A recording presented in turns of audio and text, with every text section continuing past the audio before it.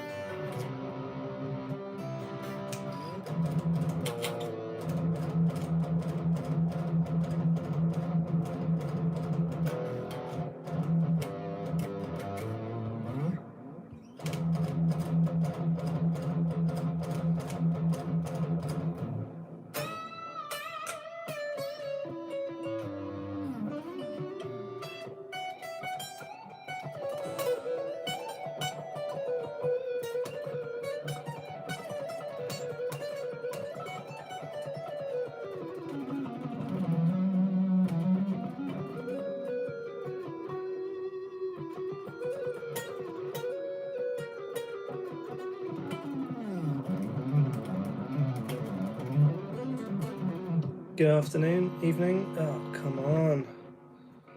Right on time. Hey, cheers, man. Yeah, I've been playing a long time. I'm a little older than I'd care to admit. So, are you watching from Japan?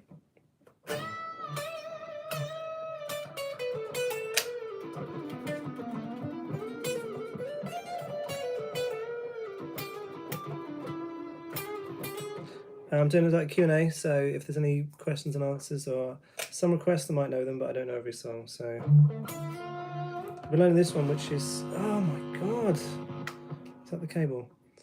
I don't know if you know Mr. Big.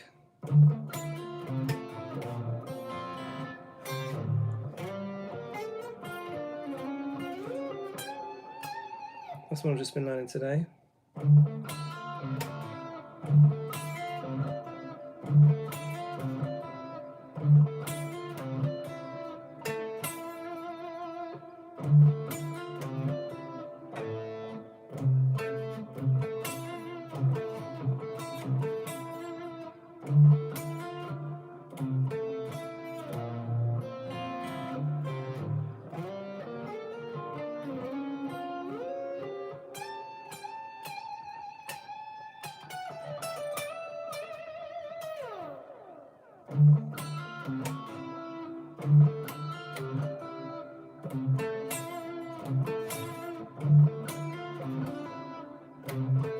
Why is that so difficult?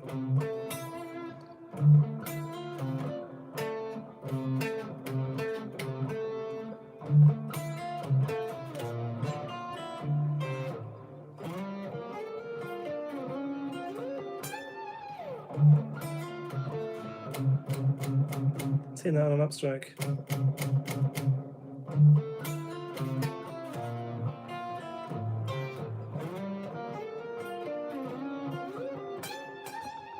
That'll do.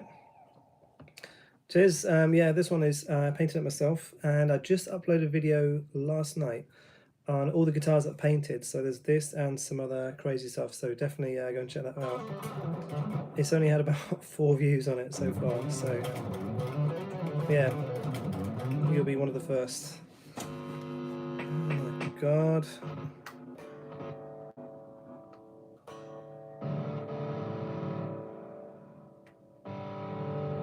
I think it's the cable.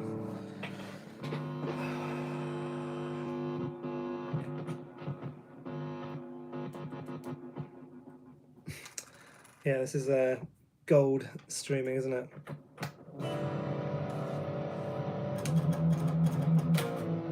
What do you guys want to hear? So mostly a metal guitarist, because that's cool, and you can. This is what this guitar is designed for. It's absolutely shredding.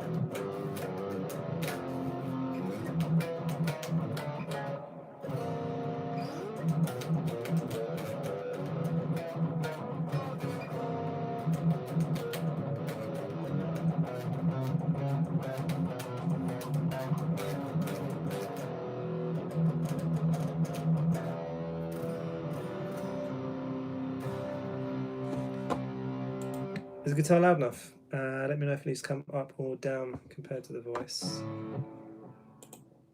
Let's chuck a bit more drive on it.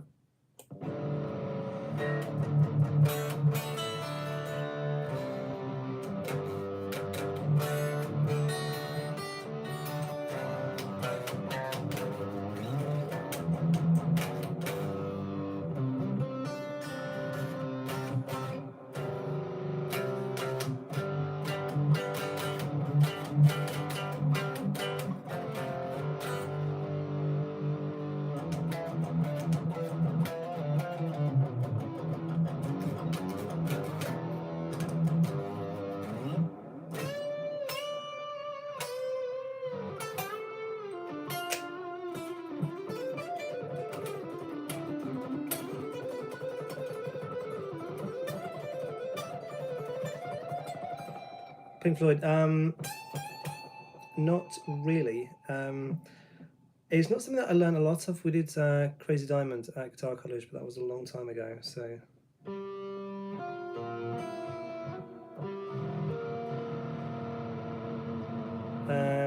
what's money?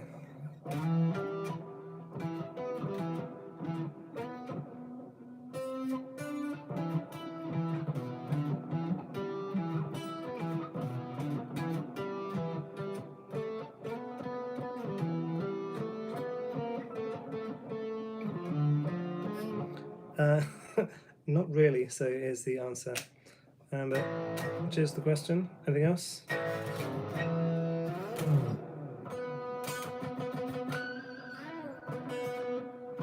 So Welcome to the Jungle, that's one I played wrong a lot. I assumed it was the delay. But he's bouncing across the B string, which makes it even harder.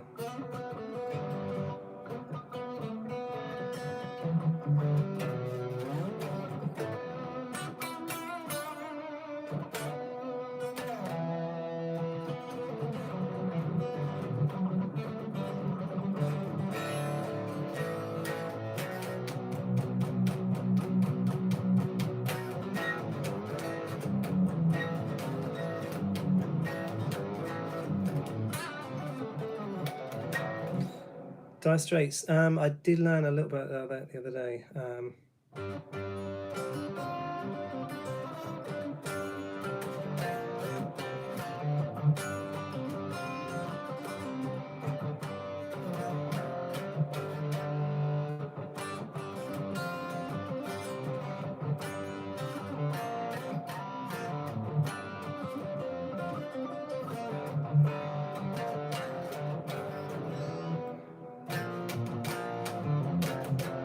Good afternoon. Yeah, it is currently 8:45 p.m. where I am. So, and it's a Saturday. Might be time for a drink. TED Talks guitars. So, is that about TED Talks? Or is your name Ted and you talk about guitars? Tell me about your channel. I will check it out, but tell me why I should investigate your musical output. States, cool. Which part of the States? My brother lives in San Jose, and I've travelled around a little bit, but not a crazy amount.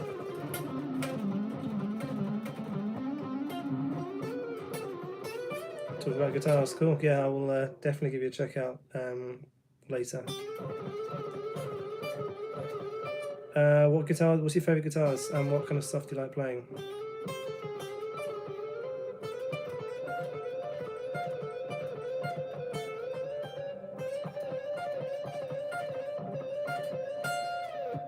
So there's a song I'm learning at the moment, Telecaster. It's one of the ones I don't really like. I get why people play it, and there's a guy called Ben Travers who is absolutely ripping it. For me, they're quite hard to play. Maybe that's why you like it, because it fights you a bit, like a big fat neck. Southern rock, yeah. I know a little bit of that, but not a huge amount.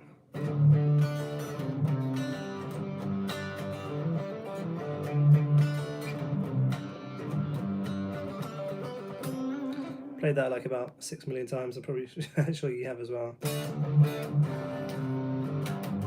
Yeah, for sure. I mean, I got this guitar almost 20 years ago when I was in the middle of guitar college, and I developed my technique on it, so it really feels like home for me, and it's like the most comfortable thing. It's part of my playing now, so obviously I can play other guitars, but it just feels perfect for me, and then it's exactly where I need to be when I need to hit all my notes, and it just feels it's the best for me.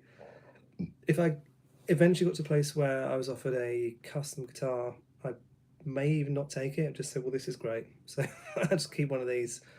Or maybe like, can you just like paint this properly? And then maybe I'll do that. Or I could maybe so I did this by hand. I sprayed it blue, then painted the rest on by hand. So maybe because I do digital art as well, so I could maybe like do a proper rendered version of that, and then right, okay, just slap that design on it. It would basically just be like a shaded cartoon version of this.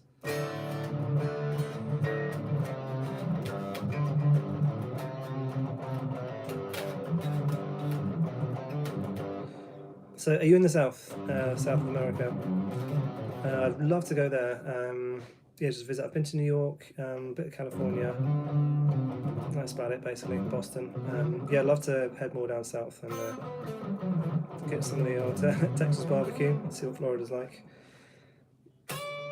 Maybe eat some alligator. Do you eat alligator, or is that not really a thing?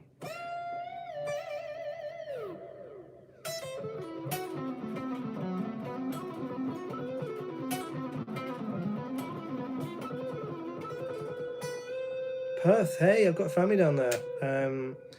They are just outside Perth. But yeah, I've been there. So deep fried alligator. Yeah, that sounds like American as fuck. Yeah, there's beers with that as well. Perth, cool. Yeah, it's baking hot there at the moment, isn't it? Is it like 40 degrees? So I might be there again in a couple of years. Bit of a plane ticket from where we are, but yeah, Perth is cool. I like the place. What's some other crazy food that you eat in the South then? That's the thing. Like deep fried alligator sounds cool, but what else do you get? Is there any other like animals that get fried and shot? I'd be well up for trying that.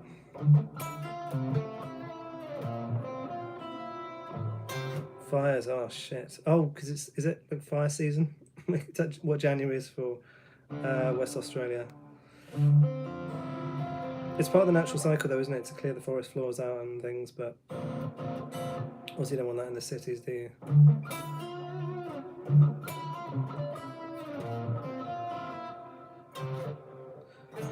So if you're an Australian, even like fried ice cream, God, that's the Texas State Fair. Okay, that sounds like a cool place to be. Fried ice cream, what the fuck? So yeah, in Australia, if you're really Australian, what's your favourite swear word or favourite swear phrase? I recently learned I'm not here to fuck spiders, and I think that's amazing. So kudos to you guys on that, because the British are quite good at swearing, but Australians are absolute savages. Ice cream. What is fried ice cream like? Do you get, is it a ball and then like quickly chuck it in batter and then it goes in, or do you chuck the ball? I guess if you chuck the ball of ice cream into the fat, it would just melt. So does it get wrapped in batter? Just to make sure it's like super unhealthy. That sounds a bit like some Scottish type stuff. In Scotland they're 5 Mars bars, and they're actually really good.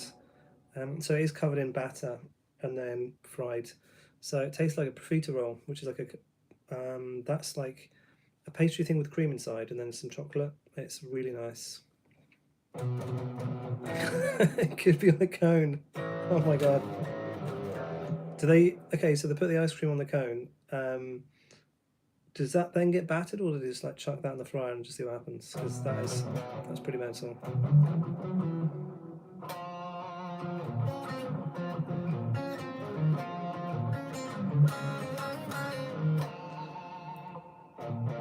Hey Hank, it gets worse. Goes in the fryer. So there was a joke. It was something like Americans eat like they have health care. Like that's nuts. What does it taste like, fried ice cream? Yeah, fried Snickers, I mean, it's a chocolate bar, so it's got like some structural integrity to it, but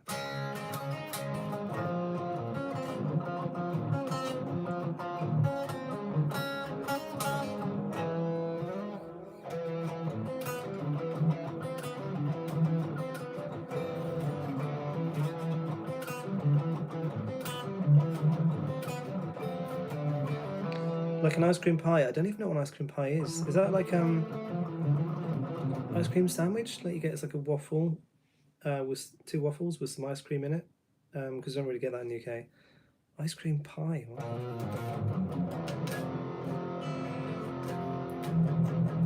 Hey Hank, where are you viewing this from? Or better yet, tell me a local beer or your local beer, and I'll guess where you're from. Imagine the filling of your pie, but it's ice cream.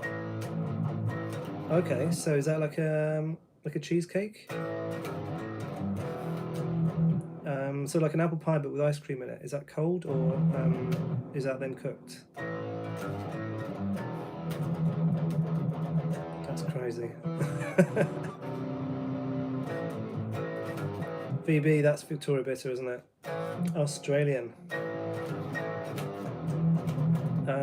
Yeah, I used to work in, I was in Brisbane for a while, and apparently some people call that vaginal backwash. Is that a thing? We had Fat Yak, that was quite good. There's another one that's like a Kronberg copy that was pretty disgusting.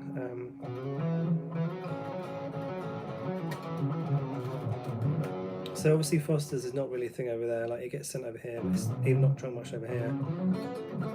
Castlemaine was a thing a while ago. What beers do you like, or do you just are you like a vodka lunatic?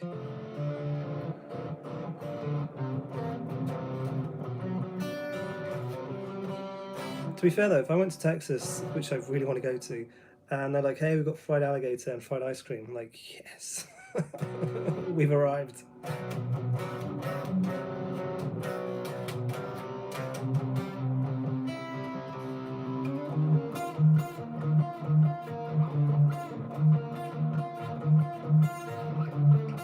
So what's fried ice cream pie like then? Is it good?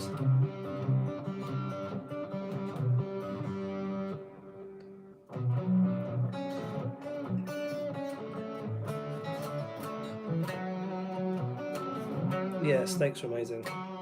My favourite's a ribeye. Maybe a T-bone. What steak do you like? I did a tomahawk one, but we didn't cook it great, so I'm not sure they're amazing.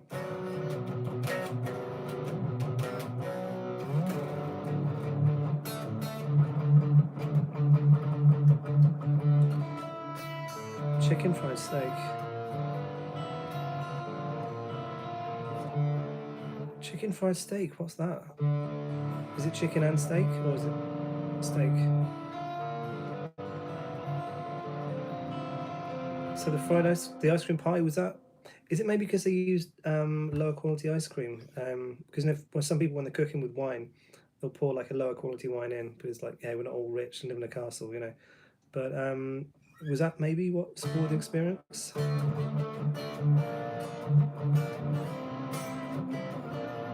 Steamed crabs. Ah, which part of the US is that? I've been to Maine. They got some nice lobster up there.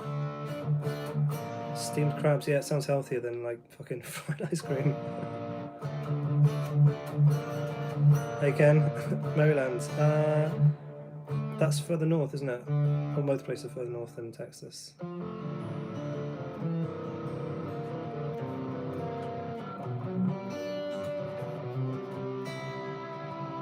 Yeah, East Coast. I had some really good crab in Boston. Do you know that program Man vs. Food? Was it Adam Richter? Something?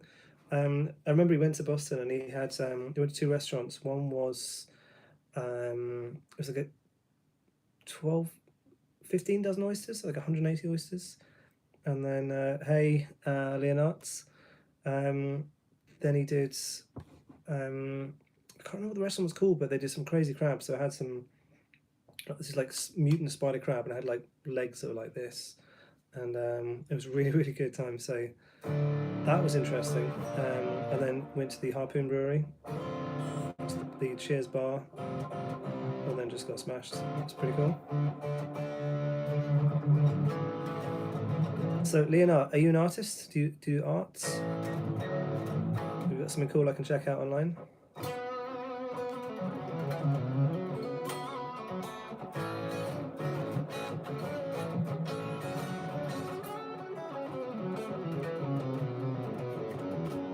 Hey, cheers, Drift.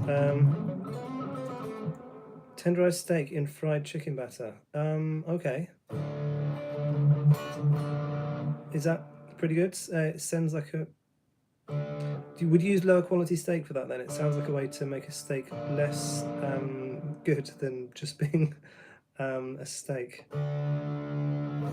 Yeah, I could do a bit of Master Puppets. Maybe not quite up to speed, but it's excellent. Okay.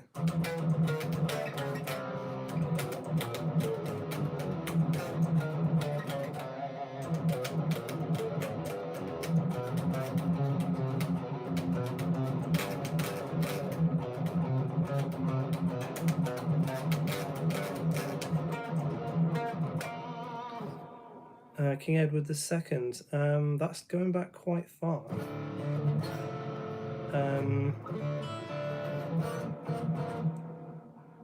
British national anthem. Yeah, I am British, so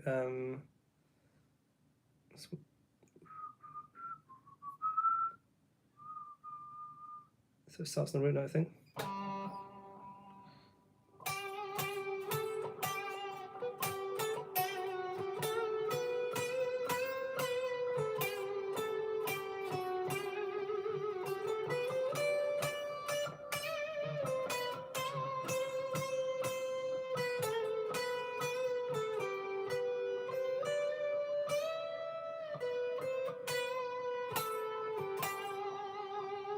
There you go. That was a football stadium style.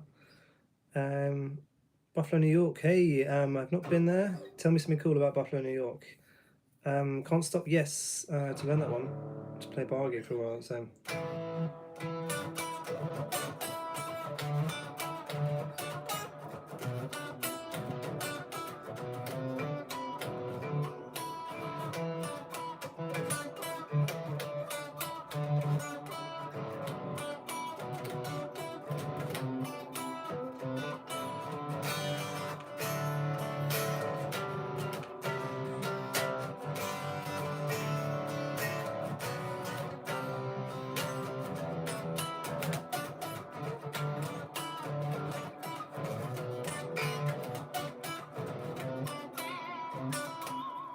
Cheers. Yeah, I don't know a lot of Chili stuff, but that one I had to learn a while ago. So I think I learned on bass as well. But yeah, it's not too difficult, that one.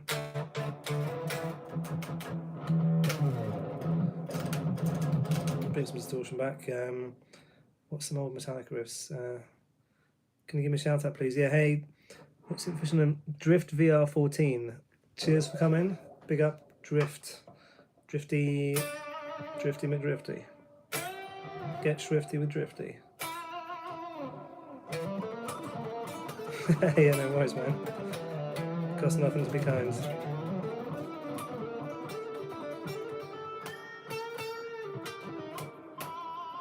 What else do I know by the Chili's? Riptide. I learned it on vocals. That was in on the Riptide. Yep, I made it. I'll check that one as well. Riptide. What are the chords for that one? Riptide chords. No, I just sang it. I didn't play it on that one. It's a wedding, and it was in a tent. It was quite a nice band. Food was pretty good. Nice day.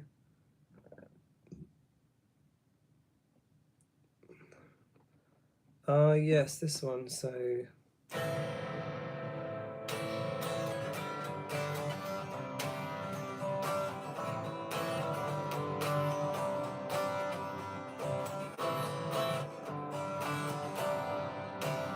What's the chorus? Running down to the riptide, dipping down to the dark side. I wanna be your left-hand man. I love when you sing that song. I think this is right, isn't it?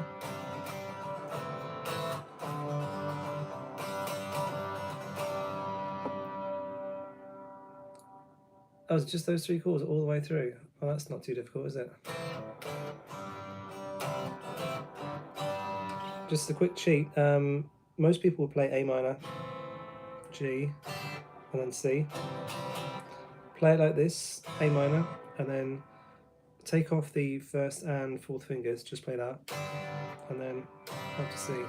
Which has an F. Oh, let's investigate. Yes, it does.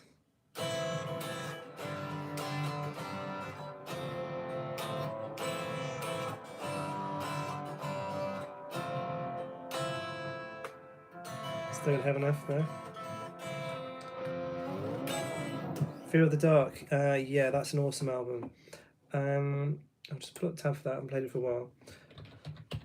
On that album, there's a song called Judas Be My Guide. Do you know that one? That's awesome. Fear the Dark.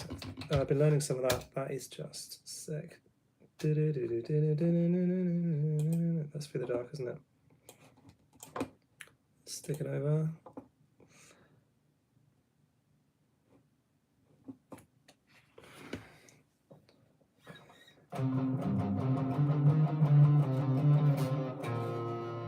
Hang on, I've started too high up.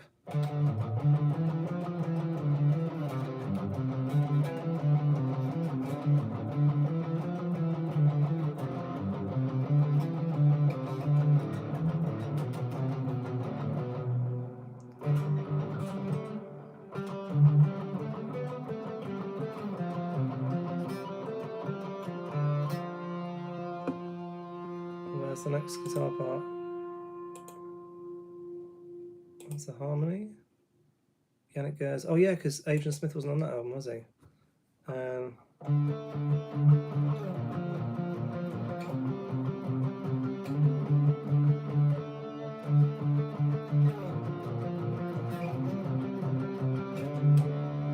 Yeah, I love that album. Main riff. Where is it? I'm looking at some tab and there's lots of gaps in it.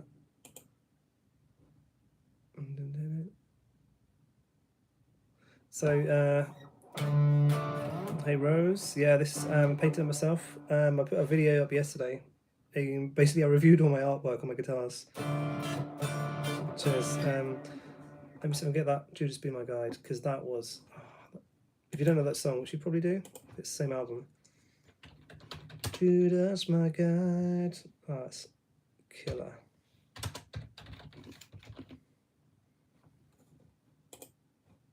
Dave Murray wrote that one. He doesn't write many.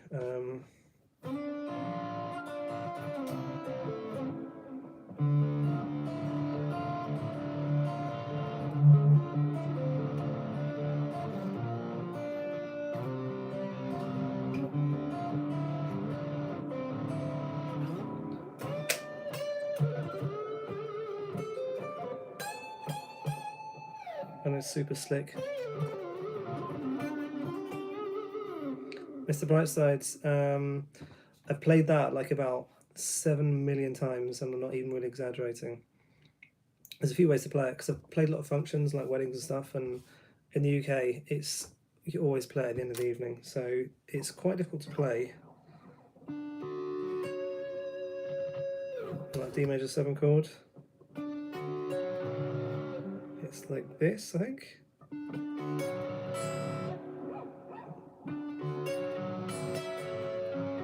Is that right? Or was it here? There it is.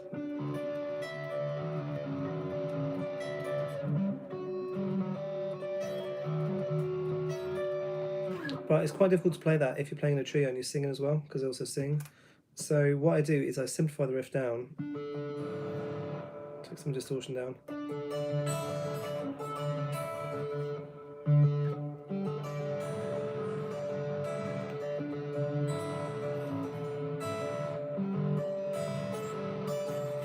So it just it sounds okay, because when you're playing live, you don't have to exactly do what's on the record, but you have to fill out the sound. So there's only one guitarist on the Killers, but on the record they've got multiple layers. And I listened to them play live, and it wasn't that great. So what bands will do normally, they'll fill that out. So we'll start maybe like,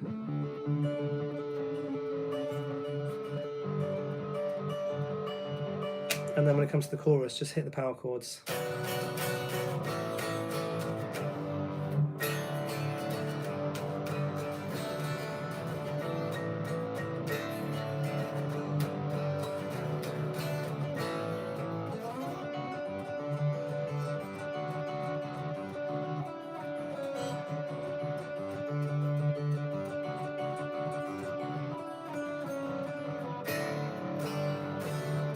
So it's more about just getting a big sound coming out than getting everything precise. Because if you play exactly what's on the record, you can only play one of the parts, and then you might be just stuck with. Well, that's not enough to fill it all out. So, right, Mariana Cross. Mariana Cross. That song's about marijuana, isn't it? Mariana Cross. That Ghost? Did Ghost do it originally?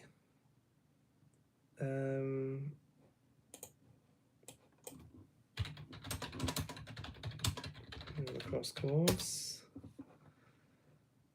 Was it originally Ghost? I don't know if they've been around that long. Berserk Simply. Hey, how's it going? Oh yeah, okay, so that is that.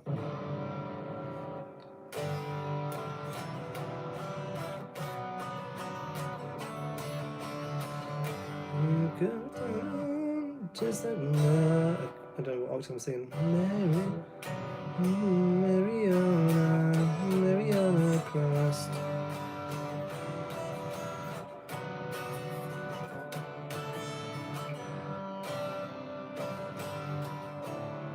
Yeah, I know the chorus, but I don't really know the song.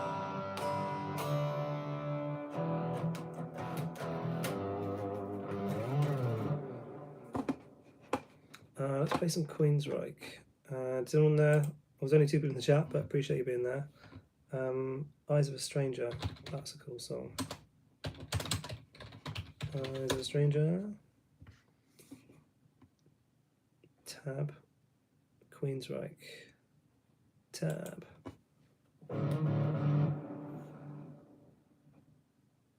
Oh, what's this one?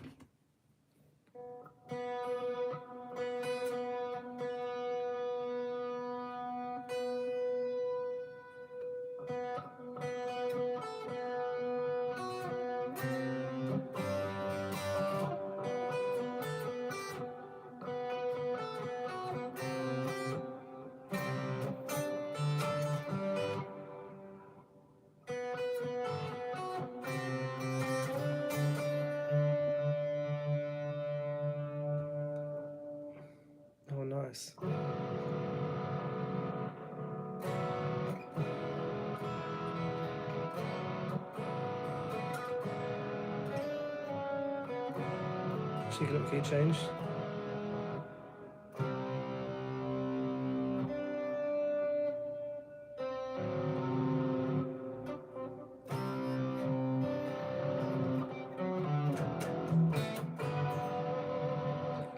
Gents, no, it's, to be honest, I can't really play any at all. It's not a style I've learned. I grew up on thrash metal, and so new metal didn't really like it that much. I don't know a few things, but yeah, gents like 7 8 strings, like just like yeah, I don't have a 7 string or an 8 string, so unfortunately not.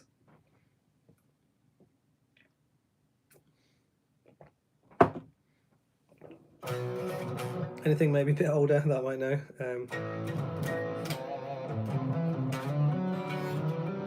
Or in standard tuning.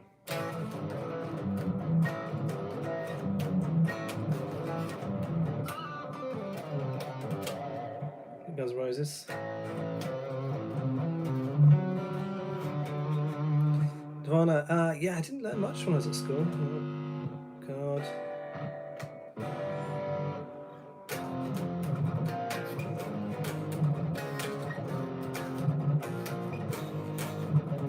These ones.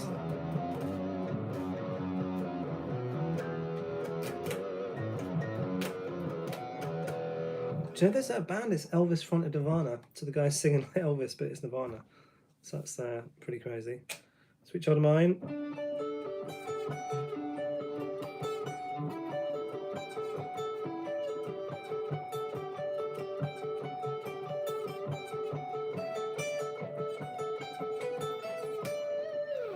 And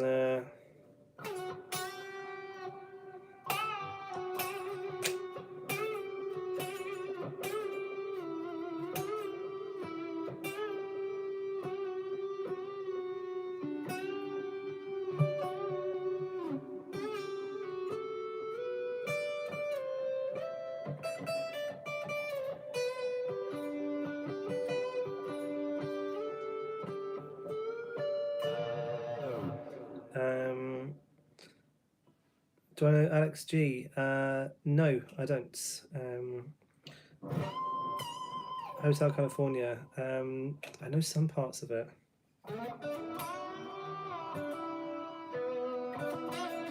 I'll pull it up, I can probably play through that. I know some of the harmonies as well.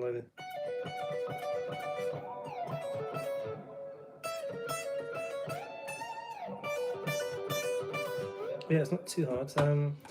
Let's find that solo to California.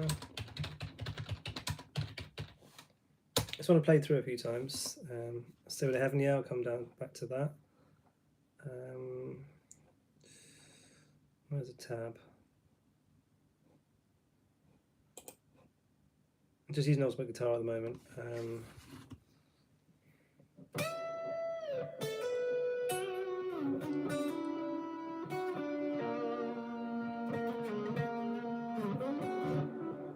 haven't got any of the rhythms on here.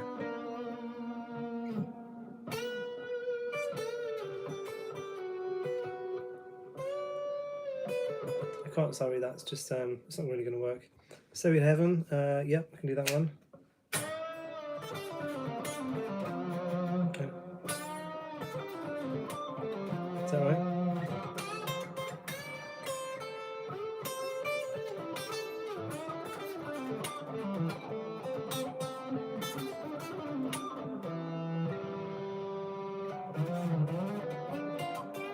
What's that bit?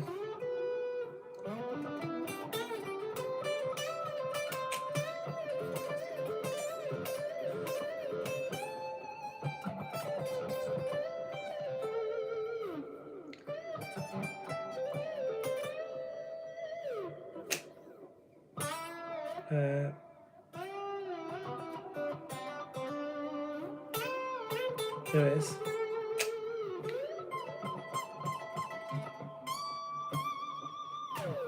The pickles.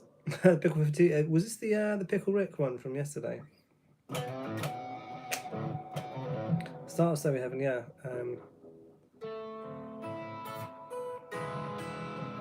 These are the fingers.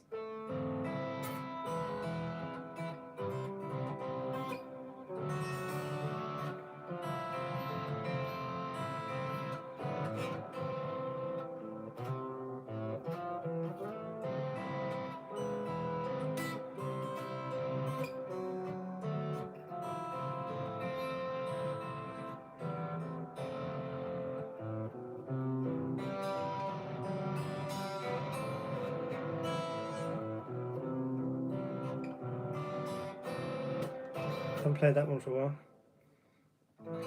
Update my account. Okay. What's the 52 for? Yeah, the Forbidden Riff. Yeah, because probably not anymore. People just move these other riffs that now Forbidden. Yeah. So what's the 52? Is that a bomber or just anything interesting? It was I think there was another Forbidden one. System of a Down. I did learn a little bit of Chop Suey.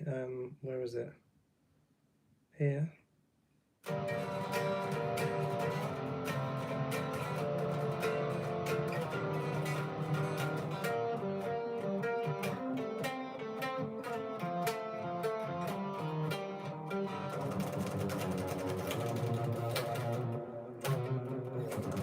I don't actually know the rest of the riff.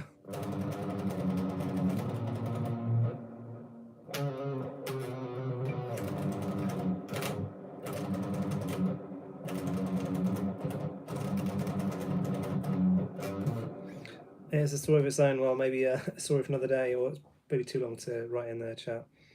People know the science guy. Yeah, I know of him. Has he been in the news recently? Has he been up to any mischief? Oh, do I have the solo for that Eagles one? So I've got lots of tabs on the computer.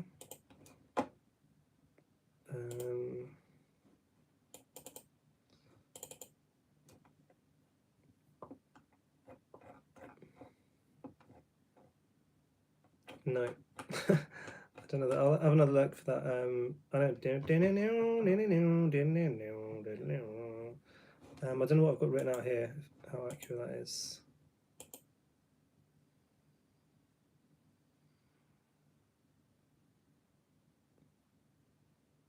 Yeah, I think that's a different one. Can you play the Bill Nye theme? No, I never really watched it. We didn't really get that in the UK as kids.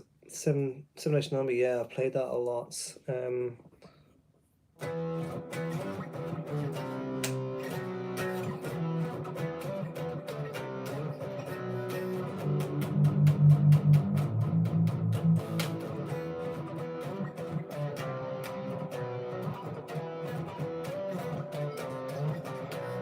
basically what it is. So that can get a bit boring if you're playing it live as a band. So we try and mix it up a little bit.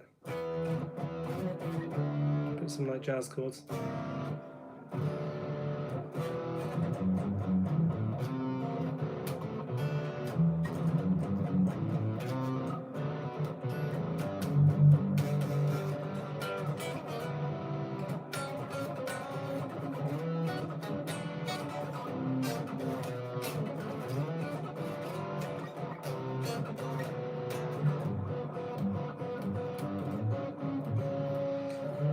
Smoke in the Water, that is an easy one. What he does is he plays it with the fingers on the pick, so it's...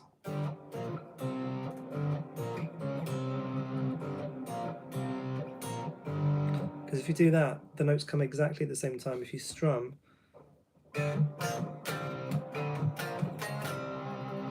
what happens is the notes come slightly one after another, and it sounds different if you do that, or upstrokes. But if you pick it, it's exactly like playing on a keyboard. There's a slightly more robotic sound. A bit like Dire Straits. Feel Good Inc. Let me remind myself of the chords. Search bar.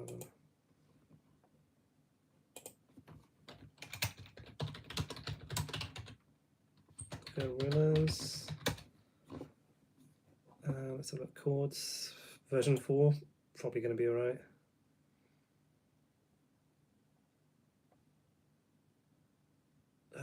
Which one is this?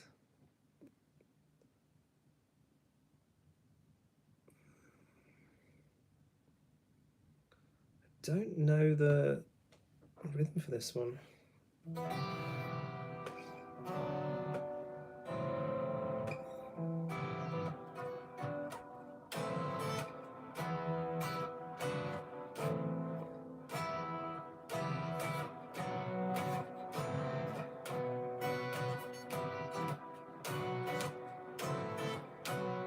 That's pretty random. You made a new language, yeah.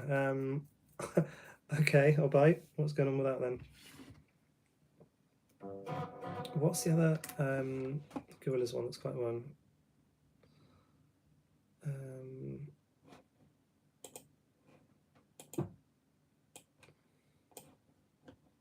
Gorillas, was it that? I can't get no high. That one, what was that?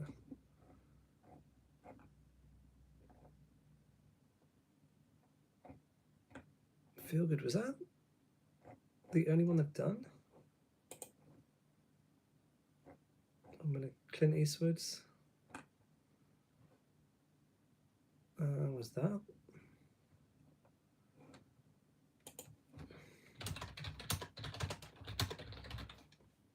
What was that song called?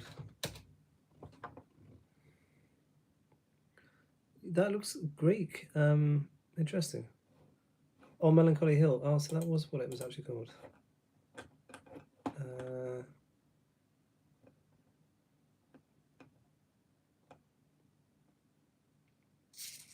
Acoustic version with a tab. Okay.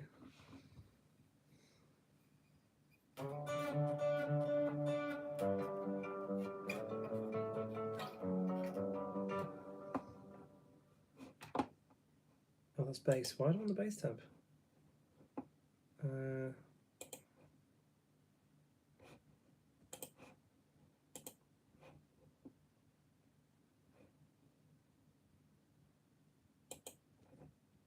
Let's come back to that one.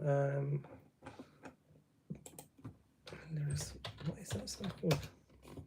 That's Greek, yeah.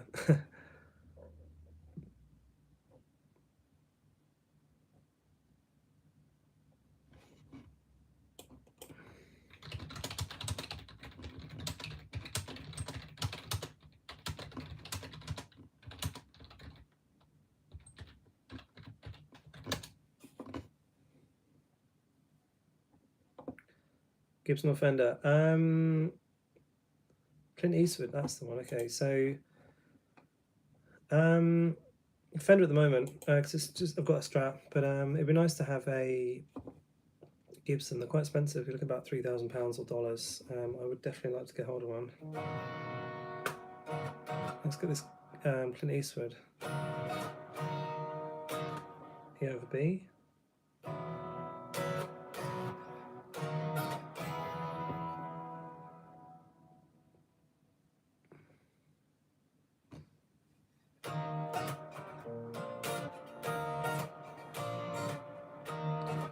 Same chords.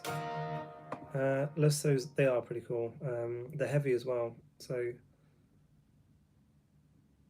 those chords cannot be right. Yeah, I played some. I generally don't like Gibson necks though. They're generally quite fat, and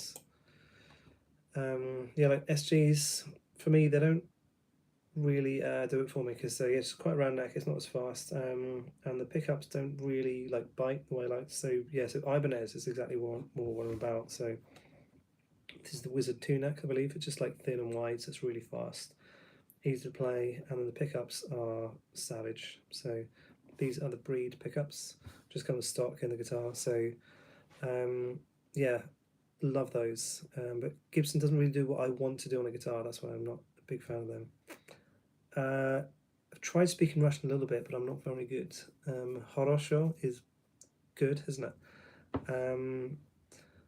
Vodka is weird in Russian because so in French, if something is small, they put like et on the end, or ito in Spanish. So Chico or Chiquito for a small one, but in Russian they just put a K in the middle of the word. So vodka is like voda is water, but then vodka is just like little water. How do we know it's small? Put a K in the middle of the word. Mad bastards. Been to Russia though, it's cool. I went to St. Petersburg a few years ago, and they took us to the tourist shop at like 11 AM. Like, have some vodka. Okay, but they drink it chilled, so that's pretty cool.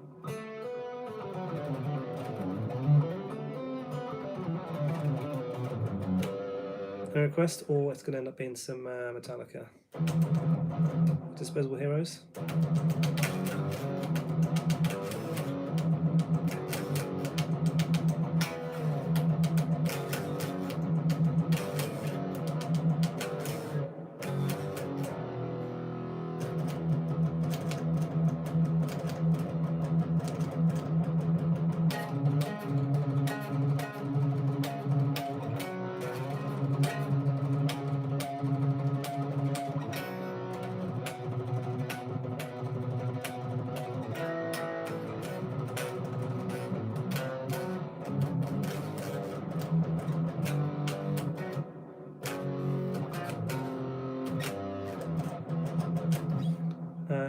Right, Bohemian Rhapsody. Yep, I can remember that one.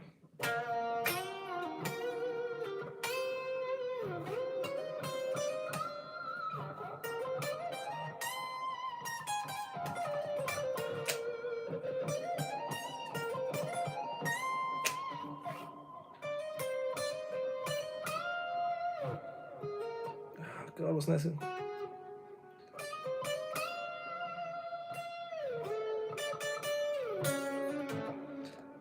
Thunderstruck. I can remember only a little bit of it.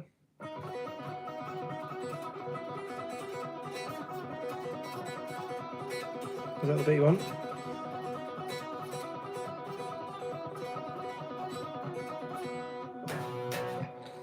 I saw AC/DC years ago. They were just hilarious. It was an awesome show. And at the end, Angus Young just like pulled his shorts down. There's like Union Jack boxers he's wearing underneath. But their stuff just works, doesn't it?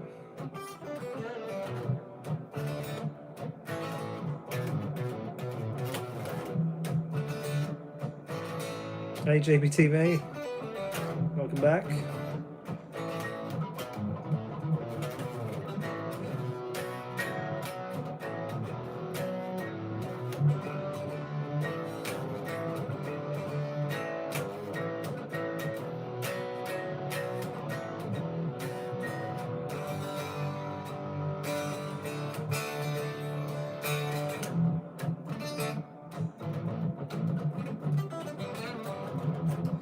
Green Day, yeah, a couple of riffs for you.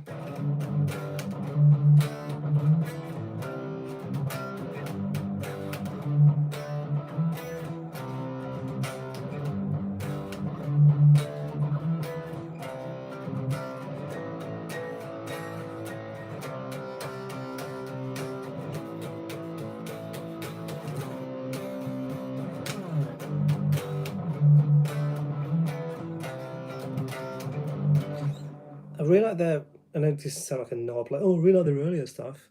You're too close to your condenser. I'm just using the phone actually. This is just from the phone mic, so that's probably why it's sounding a little bit fat. So yeah, Slappy Hours, Smooth Out Slappy Hours, was that one of the albums? Paper Lanterns, Judge's Daughter. Terrible. Yeah, I'm gonna expand the setup, but I'm just trying stuff out at the moment. So at the moment, it's just some little speakers and the iPhones on the desk. Yeah, so I will be upgrading the setup once I've worked that out. We get a couple more cameras. I need to clean the room as well. So yeah, basket case. Sure, yeah. So hey, so Strat, yeah. Give me the chords, or is it just one chord you want? If you can like write it out in the chat, maybe I could watch that. He's banned. No, that's fine. We had a bit banter the other day, so he was talking about playing in New York back in the day, so that was cool.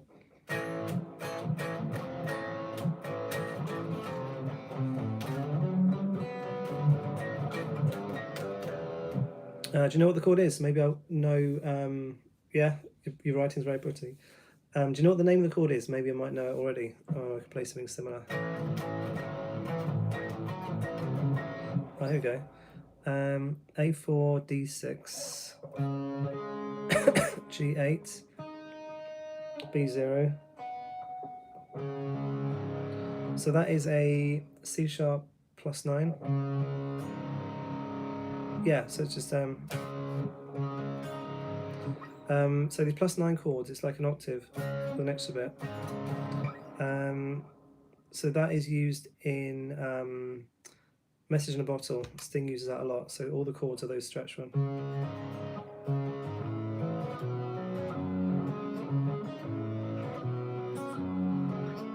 And it can give a really nice spacey sound. Instead of going like, here we go.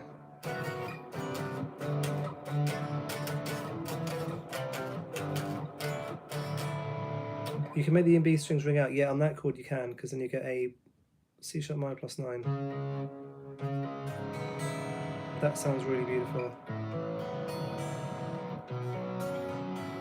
And that's a way to really way to ruin it. Yeah, tell me a fact about yourself. I really like doing the chords like that. I've put a clean sound on, so it sounds a bit more appealing. Although you can do it with this full-on distortion.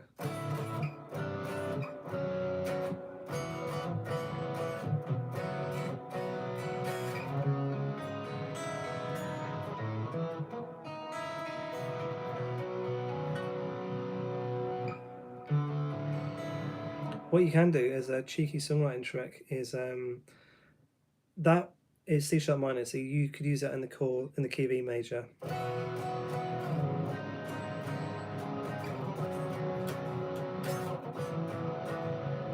So yeah, in a C major, yeah, go out of key for D major to a C. It's funny, I wrote a song called Ever, and I used that chord progression. I think it was actually that shape. So C, yeah, C sharp major, C sharp minor, down to C.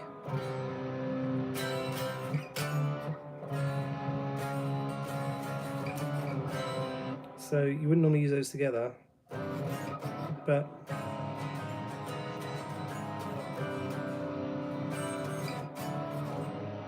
a bit of a stretch, but it sounds really cool. Yes, what is the guitar ability? Yeah, so that song, it's a nice chord progression on that.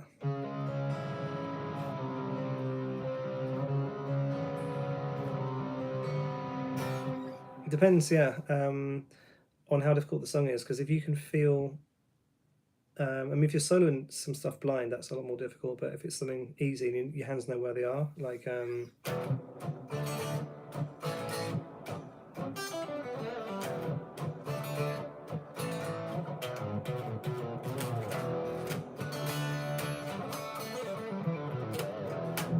if it's stuff that you know really well, then it's already there on your fingers. Cheers, Berserk. Yeah, thanks for coming. C minor, 9, C major, E major. Yeah, that sounds interesting. Like going a bit out of key. So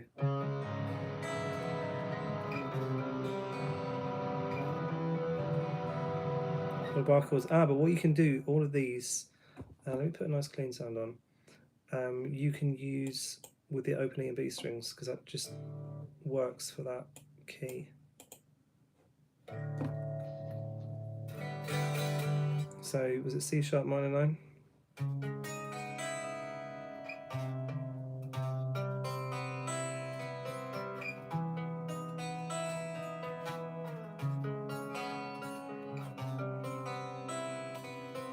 If you play its bar chords, then yeah, they're a bit.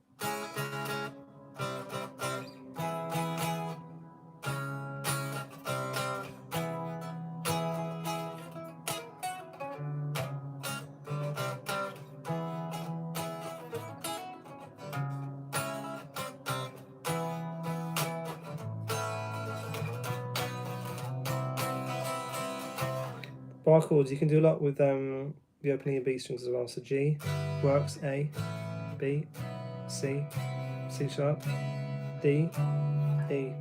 F sharp works as well. So that progression, yeah, that sounds cool.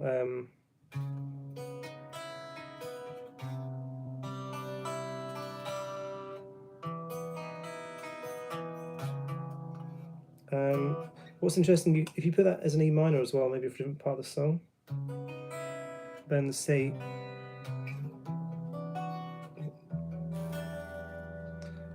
Let's turn this one up a little bit. There we go. So C sharp minor.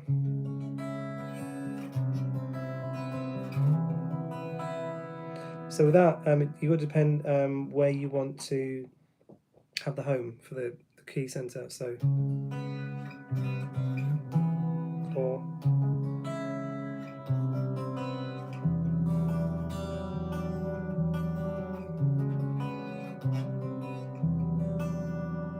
or for me that E major, because do you want the E chord tying into the C chord or the C sharp?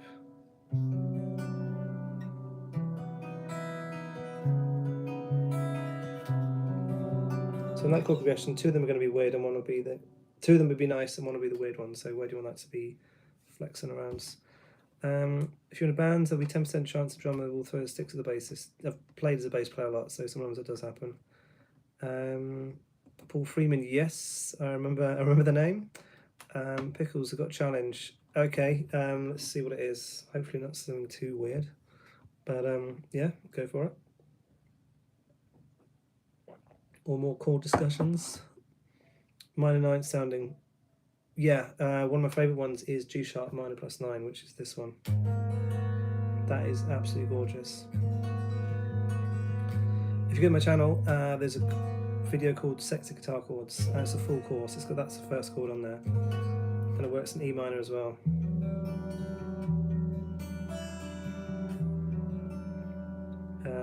Come up with something on the spot. I could cheat that because you wouldn't know if I'd come up with it, but I will. Let's start with an F6.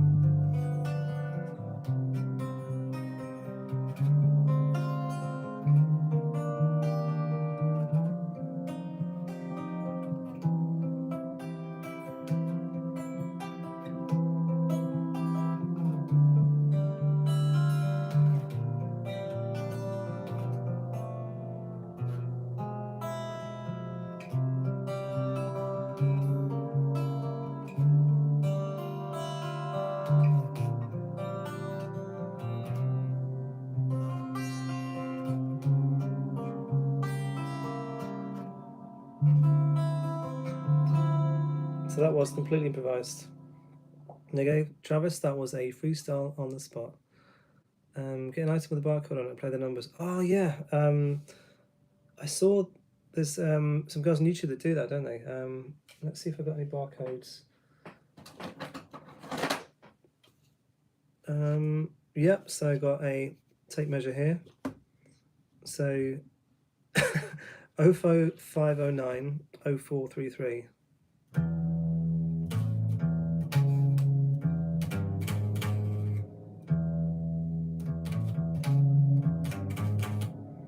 Oh, it's the other way around.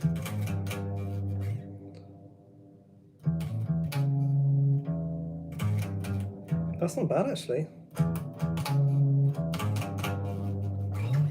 Put some distortion back on that one. Yeah, I'll come back to the chord in a second.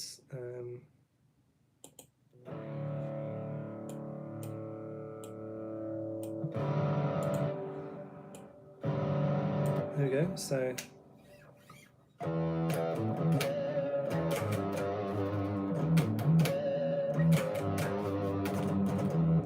keep it strict.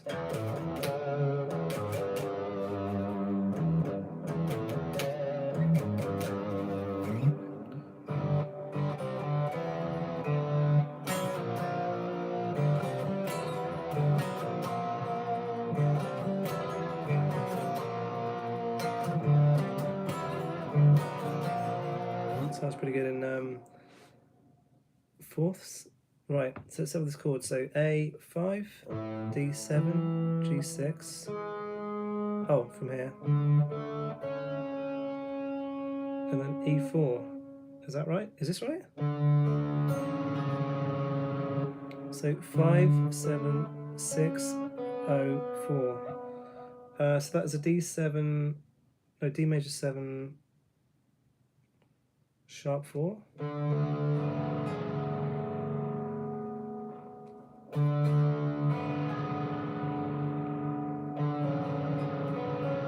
You got a D6 7 there. 6 7.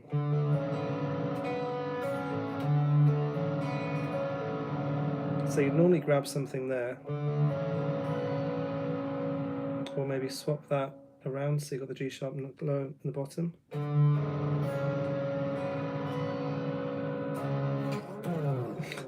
Let's get the girl by playing the barcodes on a chocolate Amazon chocolate barcode. Okay.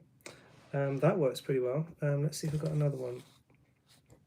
Right, this is a longer one here. So 5011408035 Okay, so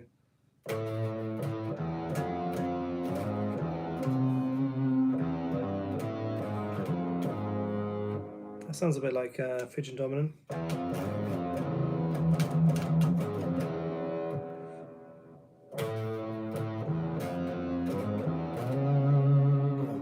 Oh, it's 8. Flat 6 there.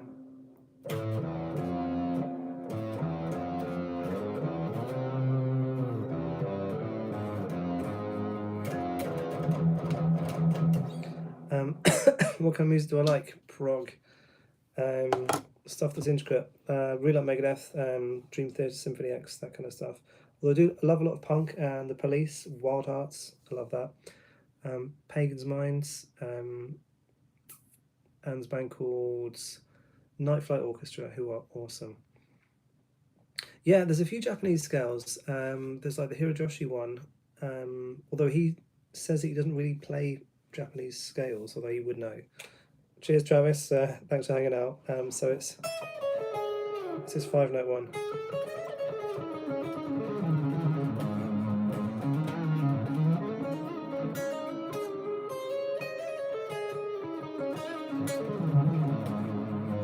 So, and it depends where you want to start the scale, because if you have that in as a major chord,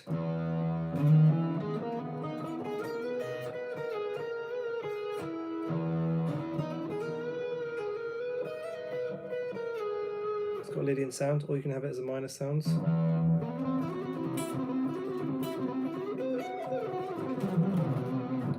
Yeah, I use that a lot. So, and one of my songs have got to run because that shape is very familiar to me. So, I can do that one really fast. Right, let's get maybe a stock clean sound that's a little bit better on this. Crystal clean. Cheers, Travis. A minor.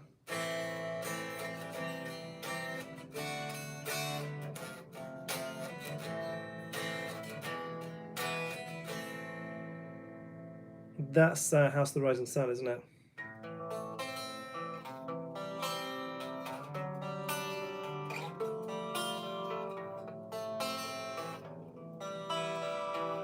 E major.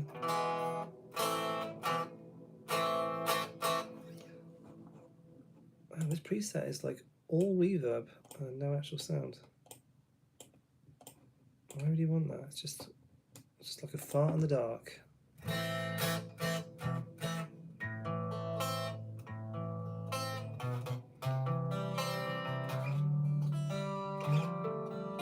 Yeah, I think that's my favourite song written about a brothel. Although I don't know too many others, to be fair.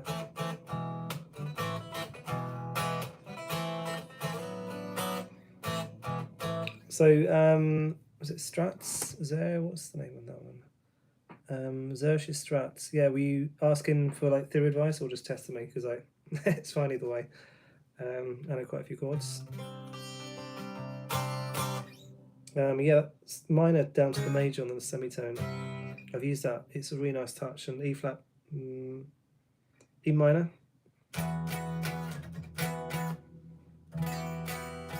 Down to an E flat.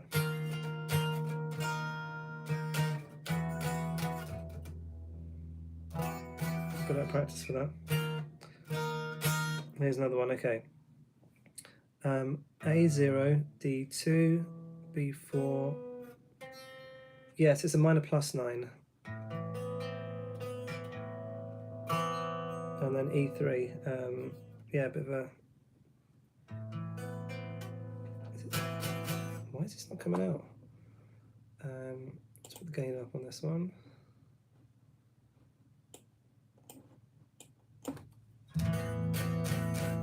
Yeah, that's quite a hard one to play. It's not called an A minor 9 because with an A minor 9 you'd normally have a 7 in as well, so that could be something like this. So we've got root, third, 7, 9. if the 5th or if the 7th is out there, you normally do a +9 because it's basically just a minor triads, like, but then you add in another note for that clash, and it's gorgeous. So it's very similar to that one, the G sharp minor +9. So if you want a really much easier way to play that, I would do open A string, fret 7, 5, open, open. So it's like a bar chord, but you take the middle 2, and then. Right, so let's see what else. I've got an alternative. Okay.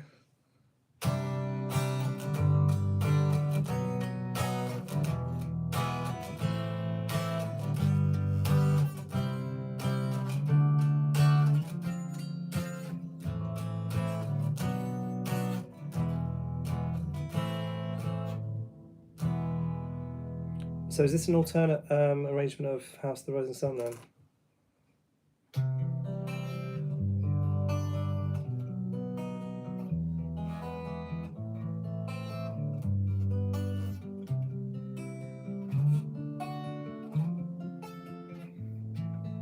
Okay. Sounds a bit Led Zeppelin as well. But then I don't know what the riffs are or what speeds. Yeah, interesting you're going through like most of the chords, got most of the letters there.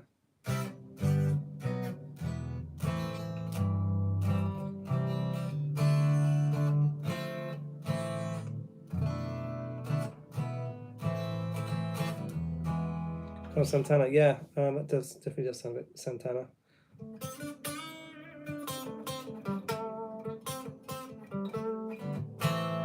Who's been haunted by a black magic devil woman, playing flamenco style. A friend of mine is very good flamenco player actually. Adam Westcott's. I don't think I can comment on this, can I? But yeah, he's got some really cool stuff on there. I can't play flamenco style. He does all the like all that kind of stuff,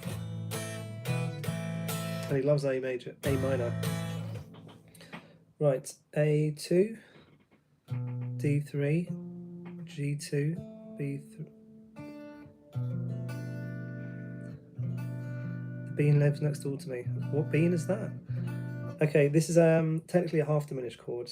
This is also known as a minor 7 flat 5. So this one, the root note is on A2 as a B chord. So this is B minor 7 flat 5. It's a really weird chord, but normally you'd see this followed by an E7 and then A minor. So a 2-5-1 is when you go from the scale, you go up to number 2, up to number 5, then down to 1. And in a major, you do this. B minor, A7, E7, A. If you do that in minor, so it's absolutely like that. Slightly different to diminished chords because where's my cable gone? Diminished chord would sound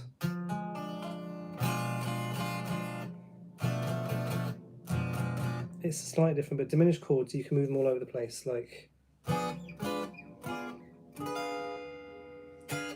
Whereas the minor 7 flat 5 chord there goes to a dominant chord, like a 7 chords.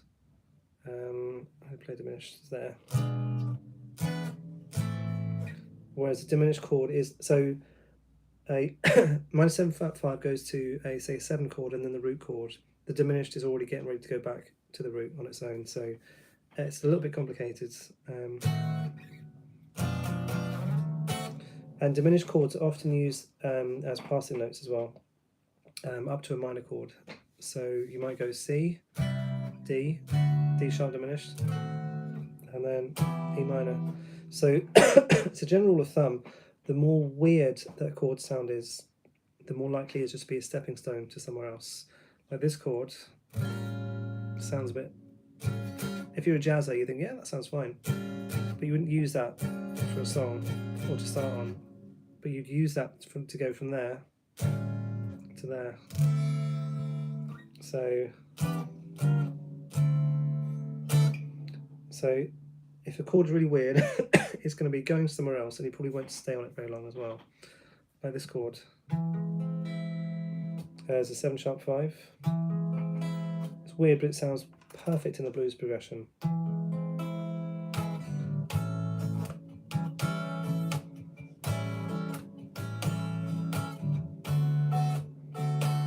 Shaky diminished.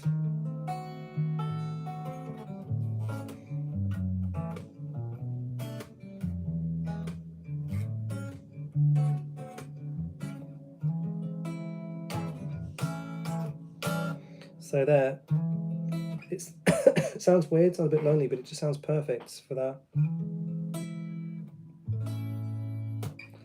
Right, another question. Can you explain this, why this works so well?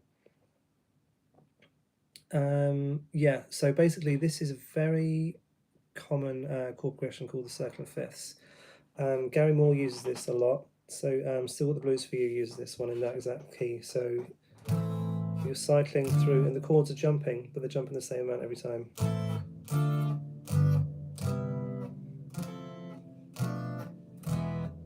So if you play it like that, you could say, well, obviously that chord sounds fine, and so does that one. But none of these chords sound weird. There's a weird one there, but in context, it's perfect. So what it's doing there, the minor 7 flat 5 chord, is just setting up the E7 chords, because music is about tension and release. So it's getting you've either got somewhere that's fixed and happy, or fixed and sad. A static chord that's not moving. That's not moving. That is because it feels uncomfortable to stay there because it wants to go to there. That's fine. That's weird. That's moving, and then now that's fine. Do this on all 3 key scales. So it's the same progression as before.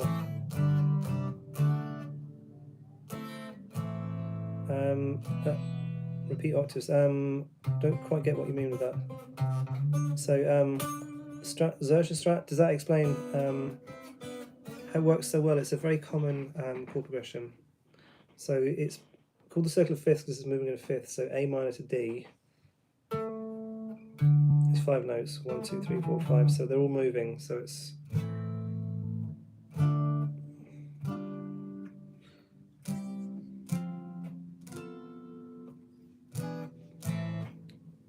65 BPM. So is it 1 per bar for the 65 BPM? Let's have a look.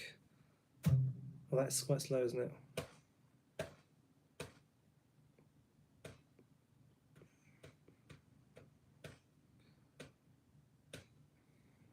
By that speed.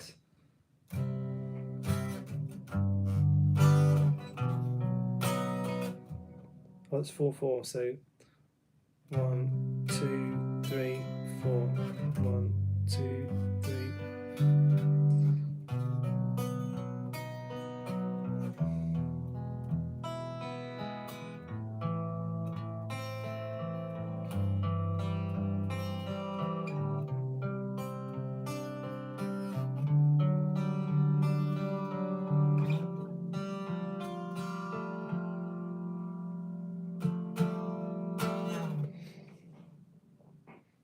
So is it not drum duty? Theory is my weakness. It's can play Evergreen by Coleman. I don't know that one, unfortunately. Theory is good because it helps you understand the language and how to translate it to other people. So if I said to someone, because it's like technical jargon, so if I said like, okay, right, I've got D minor 6, and I really want that Dorian sound, and then their G minor chords will play Dorian on that as well. Another musician with that amount of technical understanding would understand exactly what you mean. It's like if you're a chef and you said, okay, right, I want it like a bit spicy, a bit smoky, but then if you're a chef and said, okay, like we're going to use paprika and chili to get this flavour and this combination, then we're going to use this for this combination, they would know what you mean.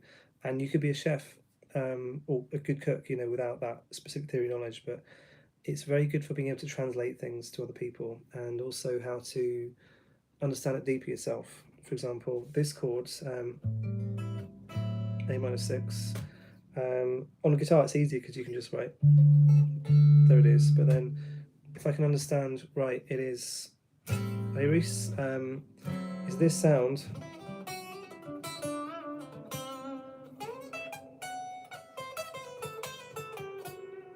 it just helps you put into language more, helps you categorize things as better as well, because if I understand how this chord is constructed, I can then put it in a different key and understand how that works. So someone like Paul McCartney said, oh, I don't really know theory. Is like, he does know something. He won't maybe able to pass a theory exam, but he knows like Eleanor Rigby, where he's got this E minor to C. He knows if he played E down to that chord instead, it sounds completely different. It has a different effect. So you're walking down a different path. So it's about really understanding all the nuts and bolts of what you're doing. Some people say like, oh, you lose your soul when you learn theory. Like, I don't think that's true. I think the better musicians are, the more they know, even if they don't sort of admit it on a technical level. But some people can get lost in technique as well. You know, people say, oh, John Pucci's got no soul. I was like, no, he has. He plays, he's got an awesome feel. Malmsteen as well, like he plays from his balls, and like when he's like absolutely like doing all this like ripping stuff, like he's got a really good feel on it. He does the same thing over and over, but he does it really well. You know, he's not going to turn up for like a Latin session or a funk fusion band and like jam with them, but that's not what he's about. So theory can be boring if you're not into it, but then technique can as well. But I'd say you need all of it really to be rounded. And like, why would you not want to understand more? I'm like, as an artist, I can do some stuff, but I'm not crazy technical on a technical level and on a theory level. But I'm learning more theory, and it's been really interesting. So I was watching a video, and they say, here's all the different types of black. And like, but surely black is black. That sounds a bit like Spinal Tap, but they were saying often when you're painting, you don't use like pure black in a painting. You'd use black to mix other colours in, and then even then you might not mix with a black, you mix with a brown to make it darker. And then if it's a black, it's probably not a black, it's maybe like a very dark brown or a very dark red or very dark blue, and then the dark blue is a colder black, so you'd use that if you had a colder vibe for picture. So like, wow, this is new theory, but then having learned that, then I understand a bit more. So that's really interesting to me. Augmented chord, yeah. There's two places you can use it that I could give you straight away. For the blues scale, so this chord is 7-6-5-5, E7 sharp 5. Just use that when you want to go to an A major, or even so A major, or it works in a progression. This might sound like a bit like an ABBA progression, like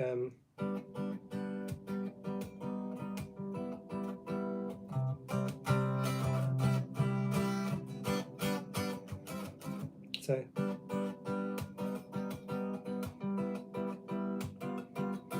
So the second one there is, so you've got G, B and D, 5-4-3, 5-4-4. So that, again, it's a passing chord, so it allows you to go from G to G6 with a perfect step in between.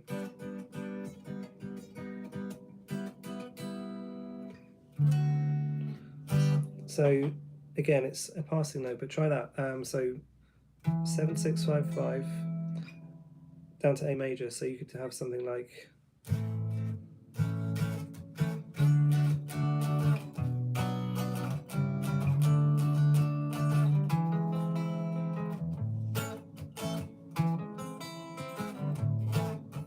and then from there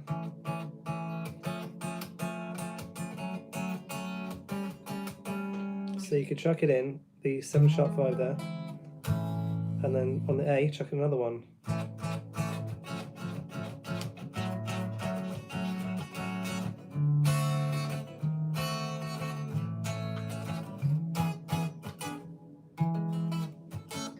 Glad to be of service.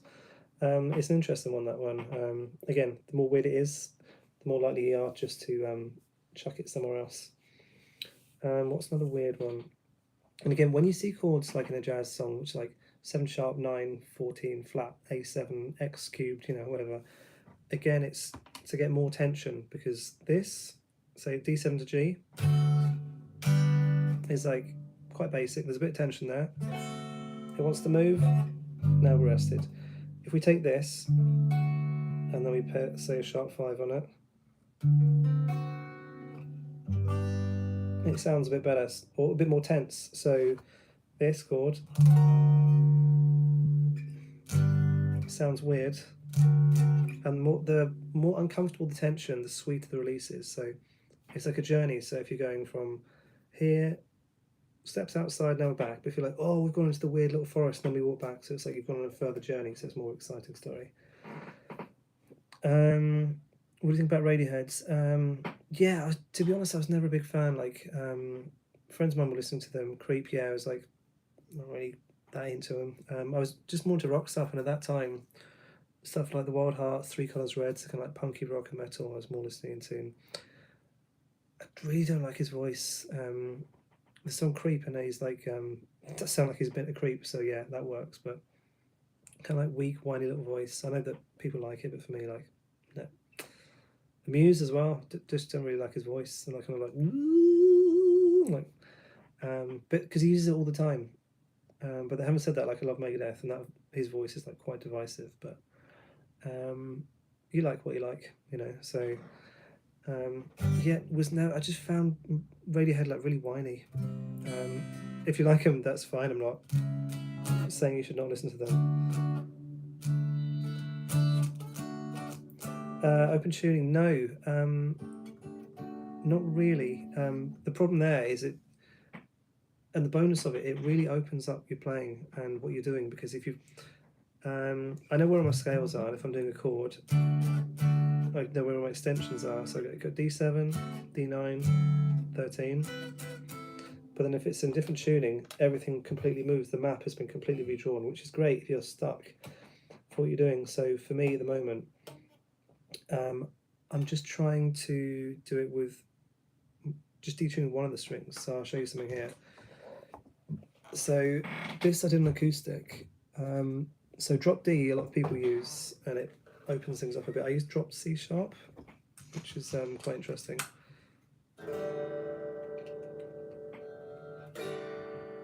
Is this not even coming through? Let's just turn that up a little bit.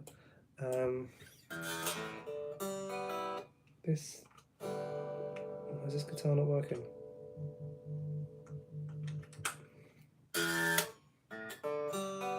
Can you hear that? It doesn't seem to be working, but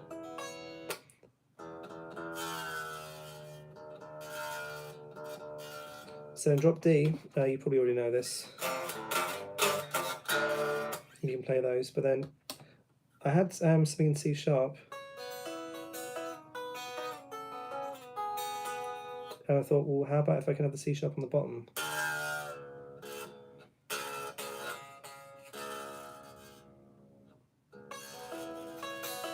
Why is that not working? I think this cable's dying.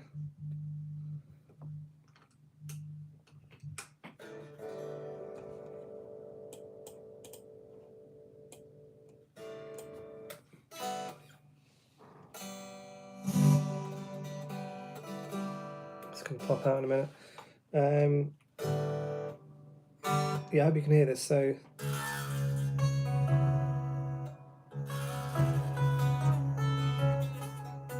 yeah, in your DSP, I'm using the Pliny plugin, which is awesome. Although I think my cable's gone. That is terrible. There we go. We're back.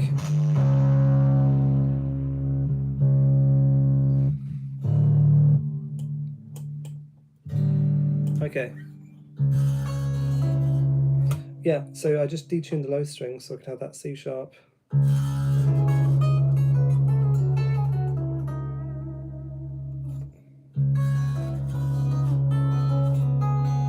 Then I want to go down for an F sharp, but then it's like it's moved, so then I normally play this chord, but now I'm going to stretch it out. And then on the A chord, hasn't been changed.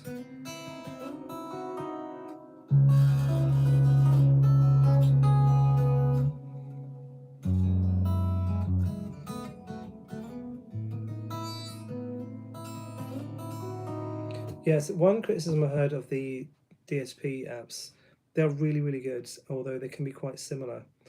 Yeah, Holdsworth, when he's like doing his like mad like finger breaking chords. I got the Pliny one, and it's awesome. The Petrucci one, I think, has got an acoustic setting on as well, so you can play your guitar through and have it sound a bit acoustic. There's Rabeer's got one out recently. Tim Henson has one. Probably Tosin as well. But the criticism was like, if you've got one, like it's not crazy different from the other ones. But I'm really happy with this. I've used some for the live recordings, and generally if I'm like doing a shred video on here, then I'll have been playing through that. So just crank the distortion, and it does sound really, really nice. So yeah, happy with that. I got it on Black Friday sale, so I've had it for a couple of years now, but yeah, it's great. It's not got too much. I don't use the compression much because I like to have the a bit more of a touch. So if you've got some crazy distortion on it, you still get some tone variation on that.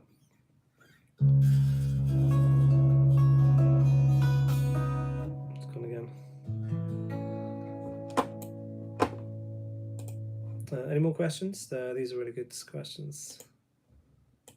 Space, turn that down. Oh, maybe it's the delay. Let's get that right off.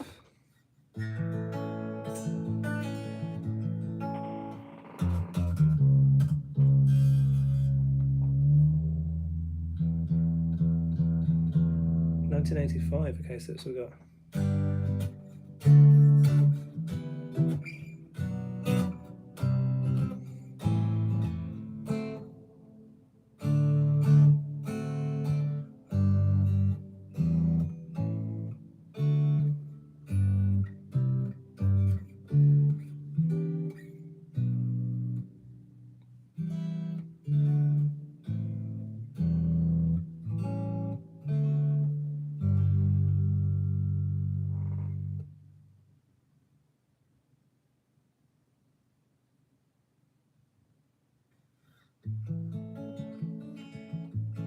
That sounds just. What's that one from Back to the Future? Well, they're playing the Back to the Future from the I'm just a fool in love with you.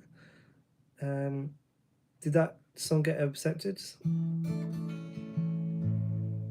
Yeah, Tim Henson's pretty crazy. And he can actually play, can he? Because there's a guy, Ichika, a Japanese guy, who's been called out online really, really badly because he was playing and it just looked, people said like, oh look, you're not even hitting the notes and the recording is like spot on, and he wasn't even saying it's a playthrough, so oh, this is live, and then when he's played live it sounded like absolute garbage.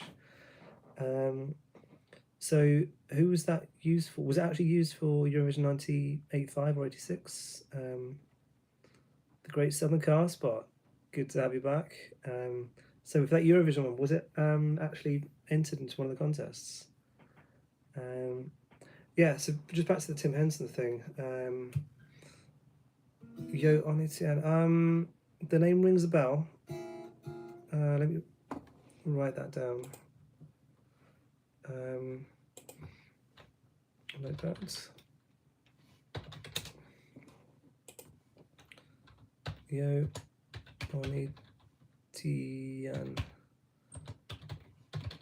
is guitarist.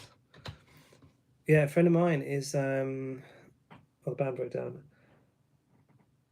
Yeah, a friend of mine's playing. I don't know what the guy's name is. Like, he's a big Japanese singer out there. So my friend's playing arenas with him. So my friend is Masashi Tsubakimoto, and he is a killer. He was in my band for a while when we were at college, and just unbelievable. So, I have to check who he's playing with. But yeah, his career is going really, really well. Play Green Day. Let's tune this up first.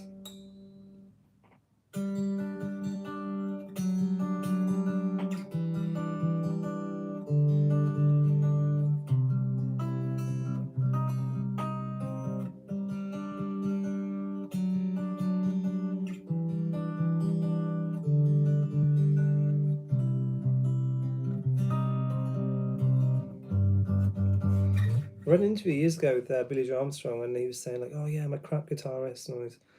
Like, he's not technical, but I think he's pretty good. If you listen to Basket Case, like, he's got really good rhythm sound on that, and he's like chugging away. He's got solid rhythm.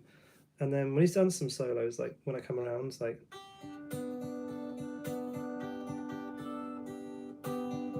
it just works. I'm not too up on all their like really related stuff, but really good lyrics, really good songwriter. So you know, he doesn't need to be all that, you know. And Green Day are tight. Yeah, see them live. That was cool. I think there's a very good case for saying that Guthrie Govan is the greatest living and possibly greatest ever electric guitarist. He can play anything, can't he? I mean, maybe he can't like play Master Puppets at 250 BPM, but like he can do literally anything else. Any style, like super authentic, and his technique is unbelievable. There's a really cool video. He's with Satriani and Vi, and they're all like trading off solos. And so like Satch is doing his stuff, like probably like some harmonics, Vi's doing his bar thing, and then like Guthrie does this like tapping thing that just sounds like bubbling water coming up, and it just looks like an absolute pro next to some high school guys. And this is Satriani and Vi, and they are just absolutely getting murdered by what he's playing. He just makes them look like total amateurs, which is ridiculous because they know how to play. Right, some Holy Wars. Yeah, let's bring it up. Get some distortion.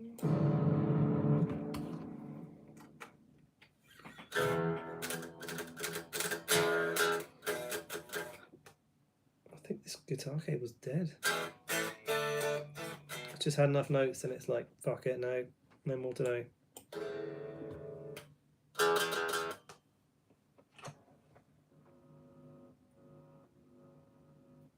That does sound very weak.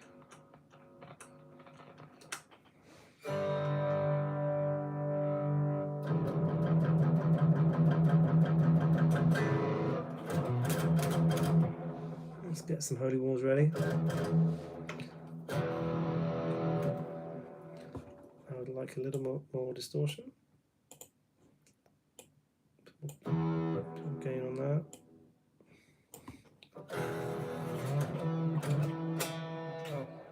Let's get this tune as well.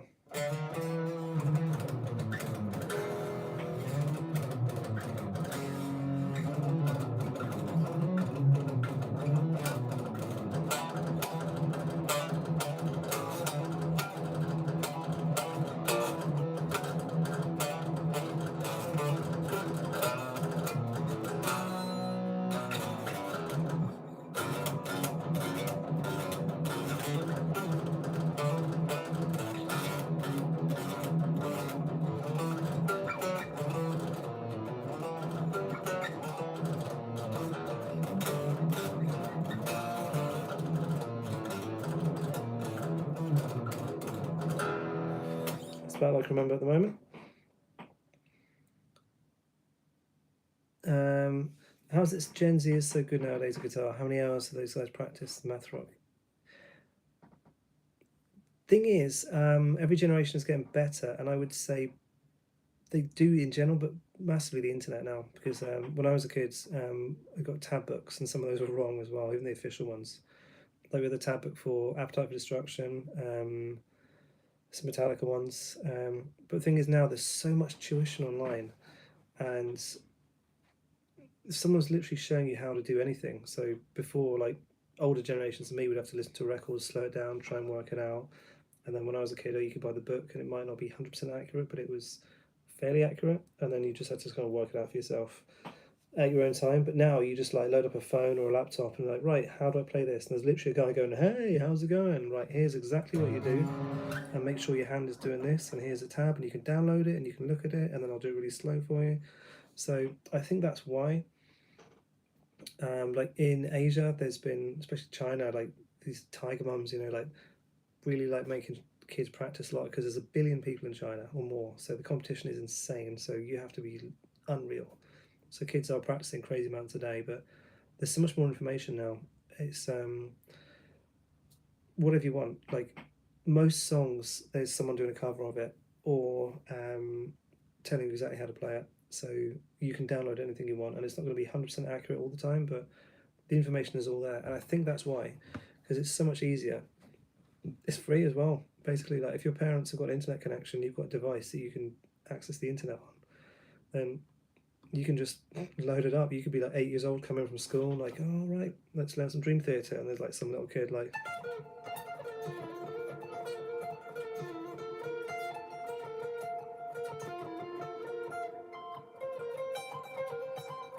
I think you've answered your own question there, because, yeah.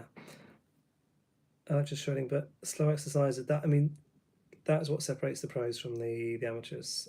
I've been taught by a guy called Sean Baxter, and he is, yeah, one of the best in the world. So he's saying, like, there's 3 different gears for guitar solos. There's the first gear, which is like noise, like, or like diatoms and things. There's like the top speed shred, like, and then what's really essential is the middle ground, and that's where you groove. So symphony instruction, for example, the bit in the middle.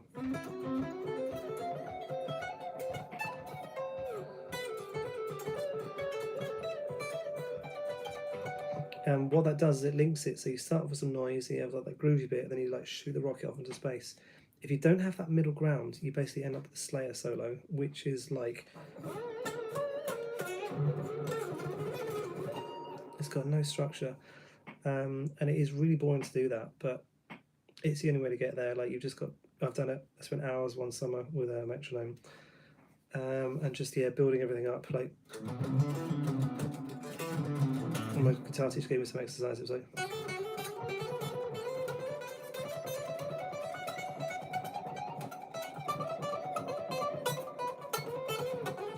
and then move the rotation around. So I've done that, and then sweeping, like, and then moving around. See, because like, people can do this quite easily, but like, can you go?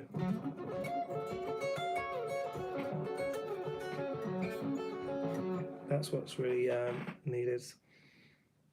A guy called John Bjork. Okay, let me look that up. John Bjork. Yeah, I mean, it is boring. In my second year of guitar college, I got really bad tendonitis, and so I had to stop playing for months. And then over the summer, before my third year, I had to do like crazy amounts of practice to catch up. And I was doing 8 hours a day. I was doing 4 hours of technique, a couple of hours of jazz, and some other bits. And yeah, really built my technique up. And once it's in there, it's there. You can get it back quite quickly. But you've got to go through it. Yeah, I'll check his videos out. Probably they're pretty good, and he's telling you like exactly what to do. But I mean, like, if you're learning a new language, you know, like, you can speak a few words, but then you've got to learn the other ones. Otherwise, it's getting outside the comfort zone. How can I improvise without sounding bad? Embrace the shit to start with. Basically, it's gonna sound garbage, but I'll put up some licks. So what you want to do is have a few phrases, because improvisation is not spontaneous creation, it's spontaneous reorganization. That's what I've been told, and I agree with it. So like, if you're dancing, you wouldn't, if someone said, like, just do a dance to this music, you wouldn't make up new dance moves on the spot.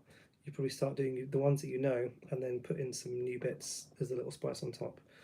So it's about having a map of where to go, and then things to do in those spaces. So the pentatonic scale breaks the neck into 5 areas. So shape 1 is what most people know. And then if you know stuff so people will play this.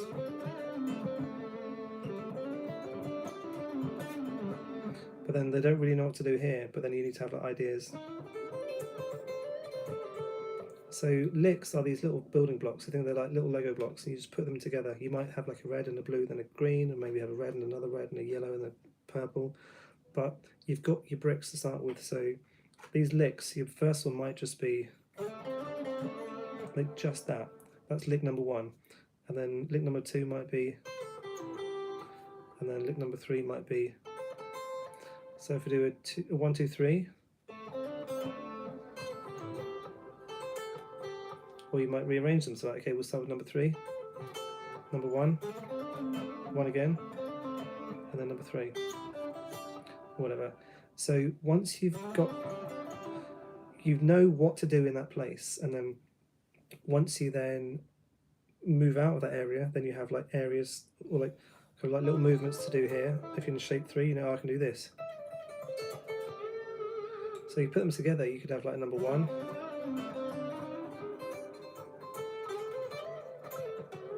so someone might watch that and think, oh man, he's really fluent, but you're just thinking, I can do something here, something there, something there. and then bigger licks might go across the neck. I put a few of these up.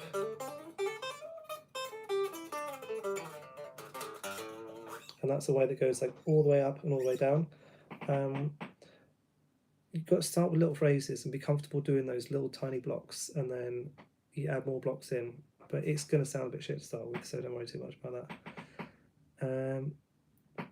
My name's Michael, and I'm watching in Rocky Point, North Carolina. Hey, North Carolina. Never been there. It sounds like a cool place. More people coming in. This is good. Not Yeonhae OG. Is that a Korean name?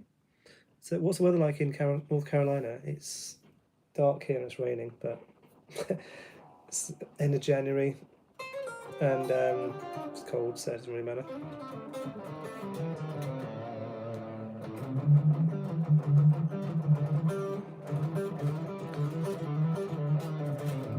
Filipino. What part of the Philippines are you from? I've got some relatives over there, so.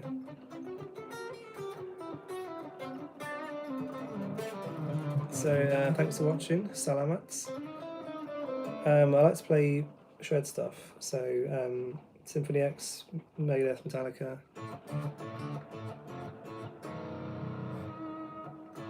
Actually, Filipino, do you eat a lot of adobo? Luzon. Okay, so that's near Manila.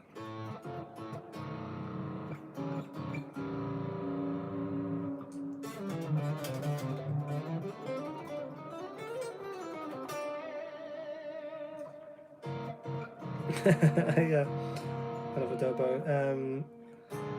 Yeah, lechon as well. That's nice. Adobo is nice, but sometimes it can be quite salty, I find. Hardest riff I can play. This, I think it's got a video. Beyond This Life by Dream Theater. This is a cool one.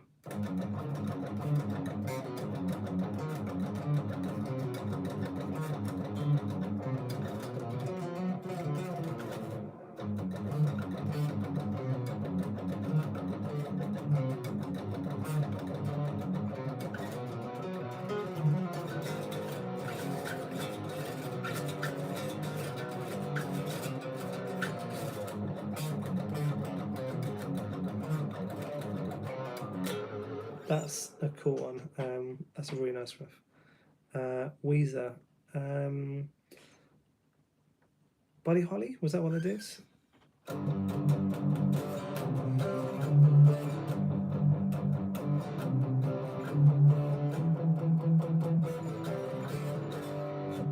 They did Hash Pipers, wasn't they? He talked to Violet. I don't think I saw that. No, it looks like it didn't come through. I'm not going to play the Let It Be solo. I can't remember it.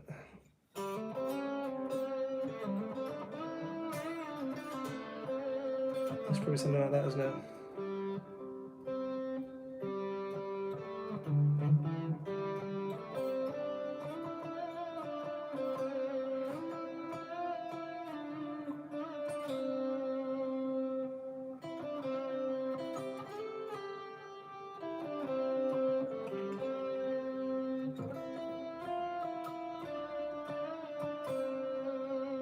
Oh yeah, that one.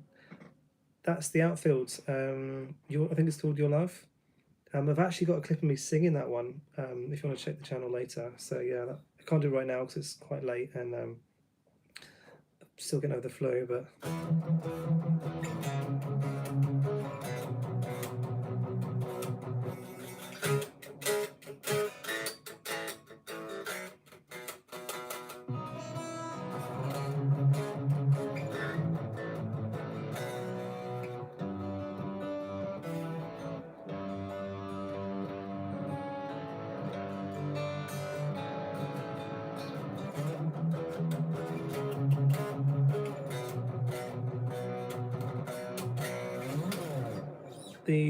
it's not a super question at all. Similar Destruction is a solo I know intimately well. So it starts off in various boxes, yeah. So Starts off in shape 4,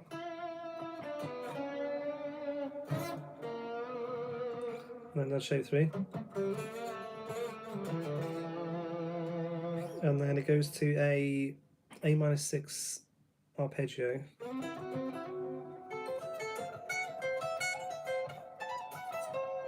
So that's not really pentatonic, and then the next bit is pentatonic, basically.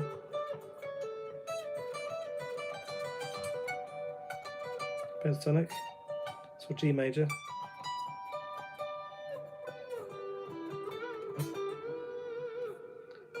There's a blues scale.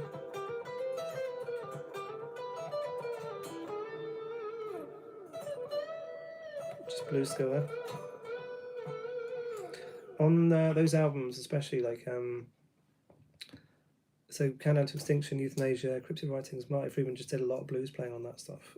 He really went outside it on Rust in Peace for some of it, just to make some really weird stuff like Hangar 18, but yeah, totally blues. Rig rundown, I'm just literally playing through the Pliny Neural DSP plugin, so that's it.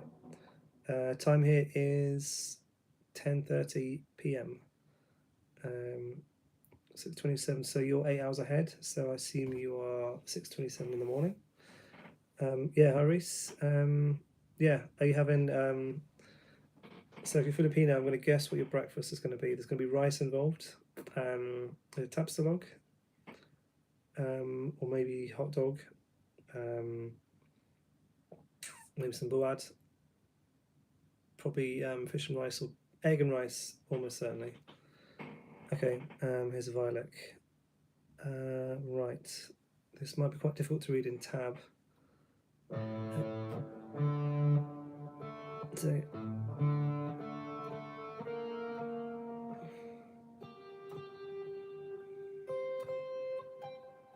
that sounds quite Vi actually.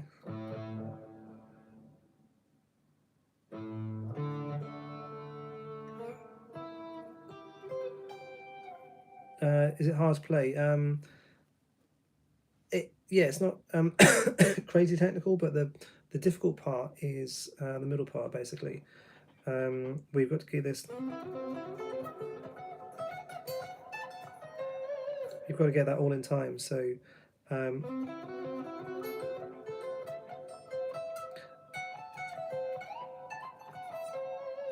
just take it really, really slowly. Just be happy that you can play at half speed. What Marty does is he bends from outside the scale and uses weird stuff. So there's some sweeping in there. So it's actually quite a difficult one.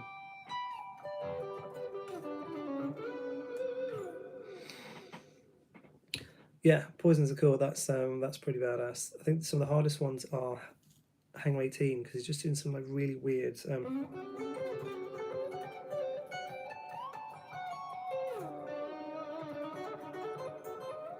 He's really breaking outside of the normal stuff, so he's not playing like just shredding pentatonic. So it's not shapes that you know. So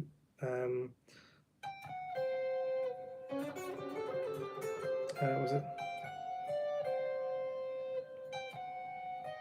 Oh, what was that note? So, but anyway, he's playing different shapes that you won't already know. So your fingers are learning new ones. So it was like, yeah, it's a killer song. The whole album, Rust in Peace, is incredible. So yeah, Marty Friedman was a massive influence on my playing. So yeah, when he's doing some of the songs on Euthanasia are very blues based, so they're not too difficult. Stairway to Heaven, yeah, it's a classic though. So what are some easy solos that Marty Friedman's done? Some of the Hangar 18 ones, the little ones. There's like in between the verses.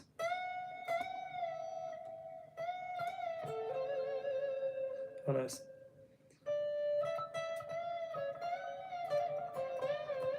That's probably the easiest one he's ever written.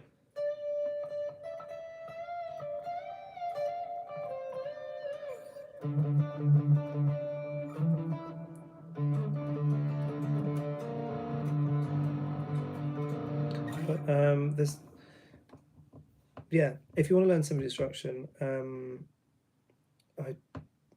maybe learn an easy one. A Tout le Monde is a very interesting one because he based it on a song called Hello by Lionel Richie, which is totally not Megadeth. But if you listen to the guitar solo in Hello by Lionel Richie, you can see he's kind of copying some of the melody, which is, I do know that song.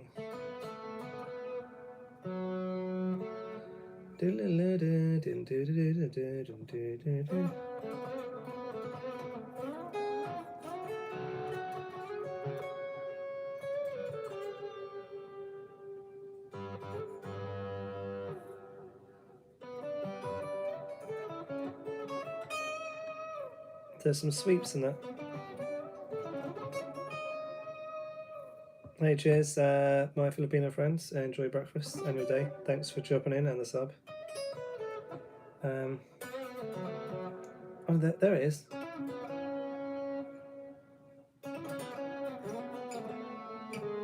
Let me pull that up. I do know that solo.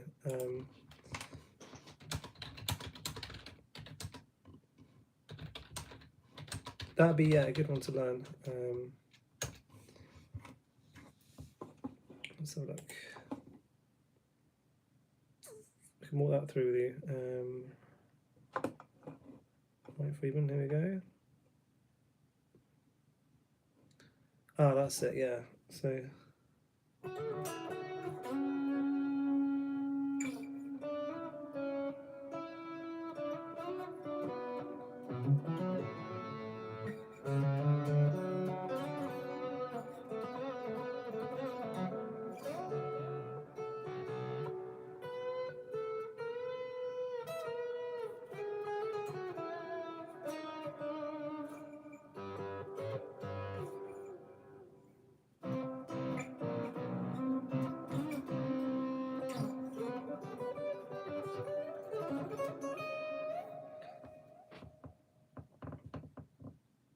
Dimebag solos are tough, yeah. Masterpieces though. Dimebag, what a killer player.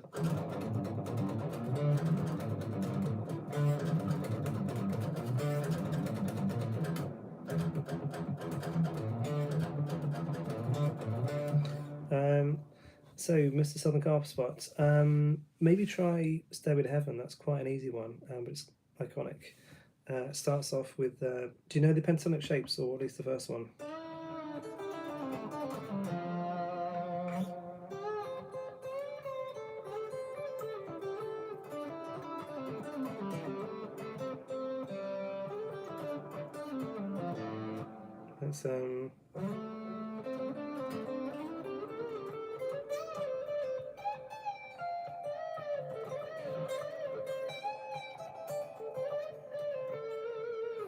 It's Hotel California. Yeah, I think Welcome to the Jungle, I started playing some of those ones.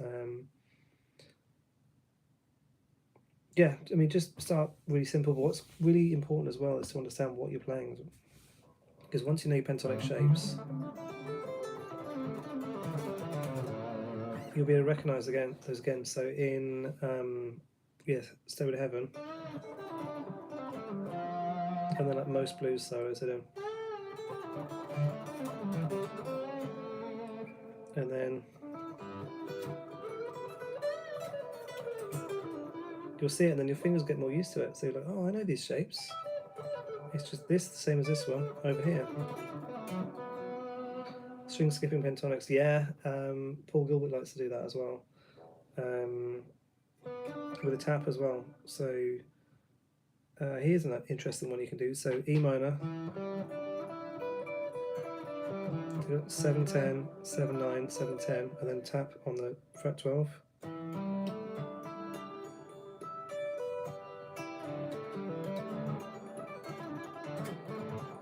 We can tap just further up,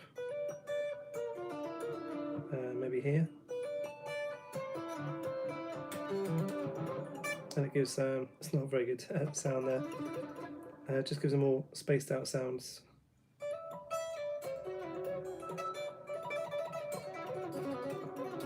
So that can work really well. Yeah, so for car spots, yeah, was it you asking about what's the easy one to play? Yeah, try Stairway to Heaven by Led Zeppelin.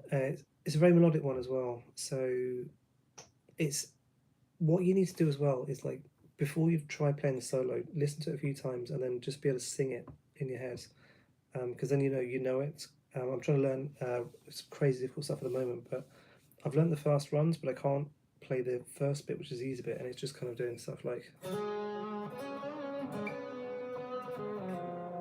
kind of thing. But because I can't remember the melody in my head, I can't play it at all, even though it's technically easy. So think of it in phrases like the first phrase down, and just do that so you hear it in your head first. Favorite bands? Oh, depends what day of the week. One person I love to listen to is Sting. He's got some really cool stuff, and like some stuff that sounds quite metal as well. 10 Summoners Tales as the album with Fields of Gold, which is obviously not a metal song, but he's got a song called St. Augustine in Hell, and it's about, I think it's kind of mocking someone. No, it's, so St. Augustine was a figure who was very pious and like, oh, I'm not temptation, I'm going to be fine with this. So the story's about some guy, and his friend walks in with a beautiful woman, and he's like, oh, immediately attracted to them. So it's about resisting temptation, and the riff is really cool.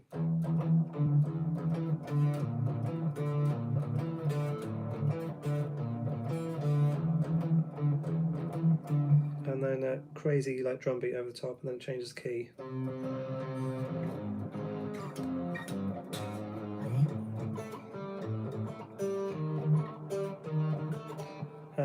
And it's a wicked arrangement. And then at the end, there's some backing vocals, and there's like 2 different melody lines coming across it.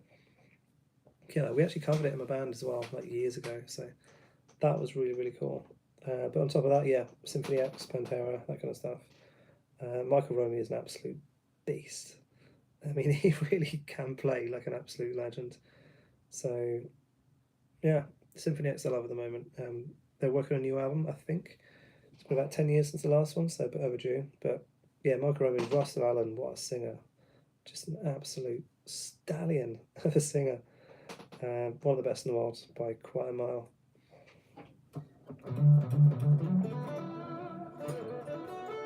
Also, if you get the tab for Symphony, so Stairway to Heaven, it's going to be correct. It's not overly technical, so whatever tab you get will be right. I was looking at a Paul Gilbert one today,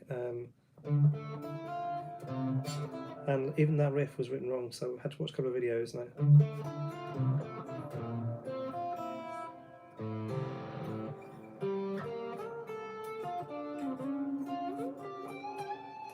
even something simple, yeah.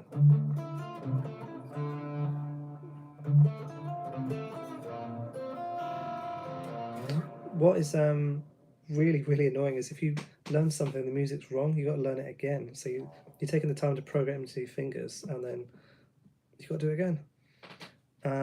So Symphony X is like power metal.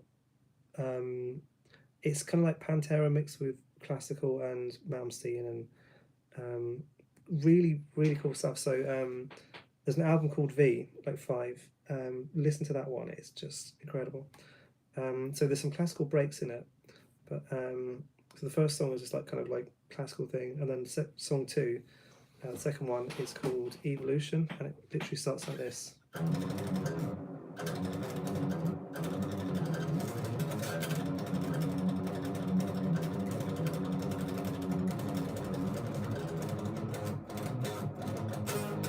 And yeah, if you're into Megadeth, like that'll like, and the vocals are unreal. Max Ostro, yes. You can go over there. He looks like he's maybe a little bit special needs as well, but he plays that fusion stuff like way better than I can.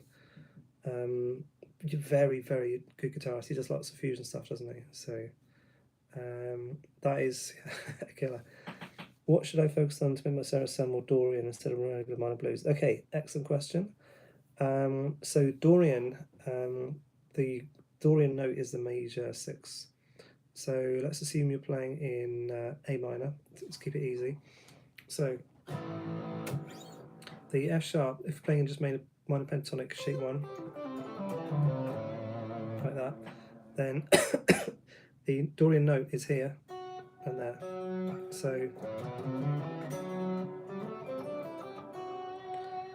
So you don't want to be like hanging around on it too much, but just more of a passing note. So what you can do is, so play the pentatonic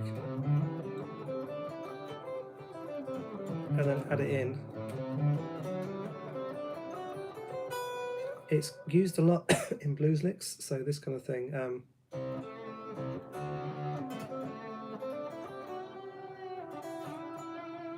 You've got to think why Dorian, because it gives it that slightly smoother sound. So you can play chords as well. Here's a nice lick. So on the D and B string, it's fret 5. You can do that.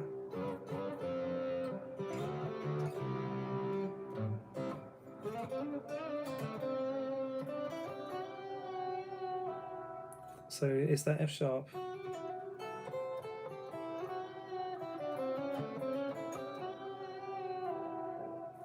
So Dorian has to have a minor third as well. So you need to be having,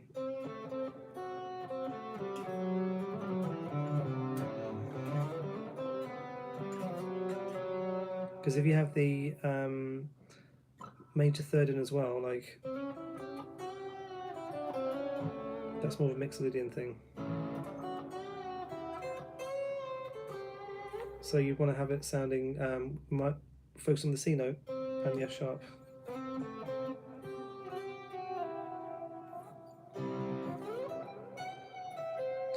In Kiss by Pink, Prince.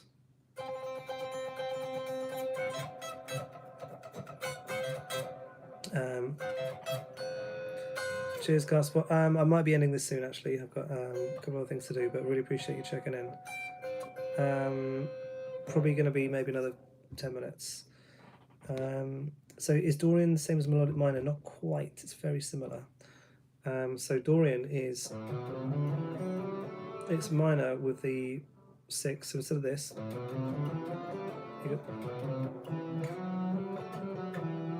and it has this kind of sound.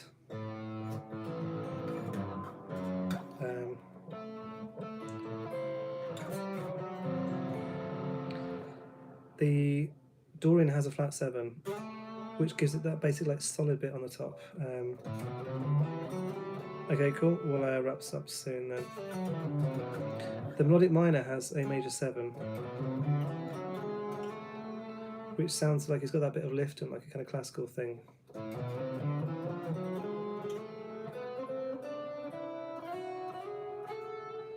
So it has that kind of lift on it that a Dorian.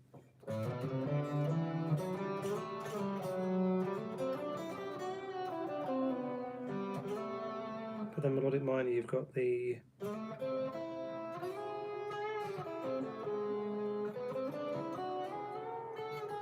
it sounds just a little bit more majory, basically.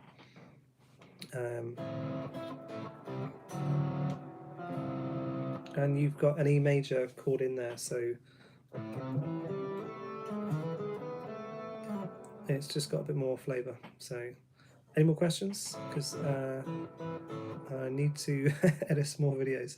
Someone asked me for a Gary Moore video, which I've edited, or filmed. I need to edit it.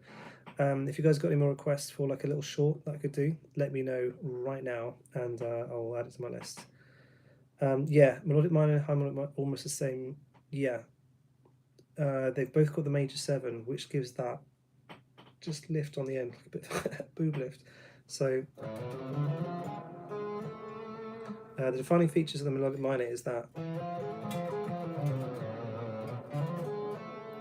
because it fits in this, that is what the melodic minor is, harmonic.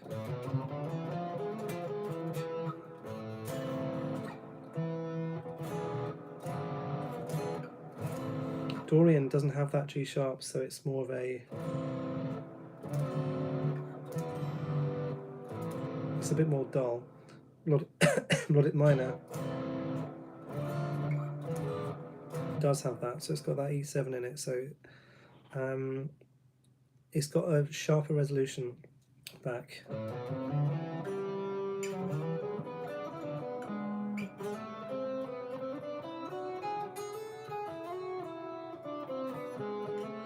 That's melodic minor, but harmonic minor.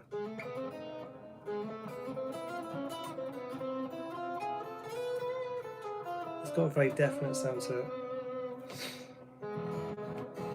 Cheers, cheers. I only need about 2,000, 5,000 more hours to get monetized, but I'm going to get close to the numbers. Hi from France. Oh, where in France are you viewing this from?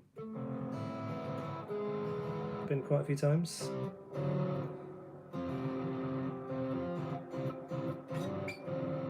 It's over 2 hours so far. Near Paris, okay. Paris. Yeah, glad I could help. I'll generally be there'll be random times, but yeah, really appreciate you checking in, and I think I'm gonna wrap it up there. I'll be around again, and yeah, if you can chuck any more questions in other streams, I'll be able to put that in. So hope that helps, and thanks so much for watching. I've been talking for a couple of hours, my voice is starting to get a bit wrecked. So thanks for all the comments and the views, and I'll check in with you guys again soon. Cheers.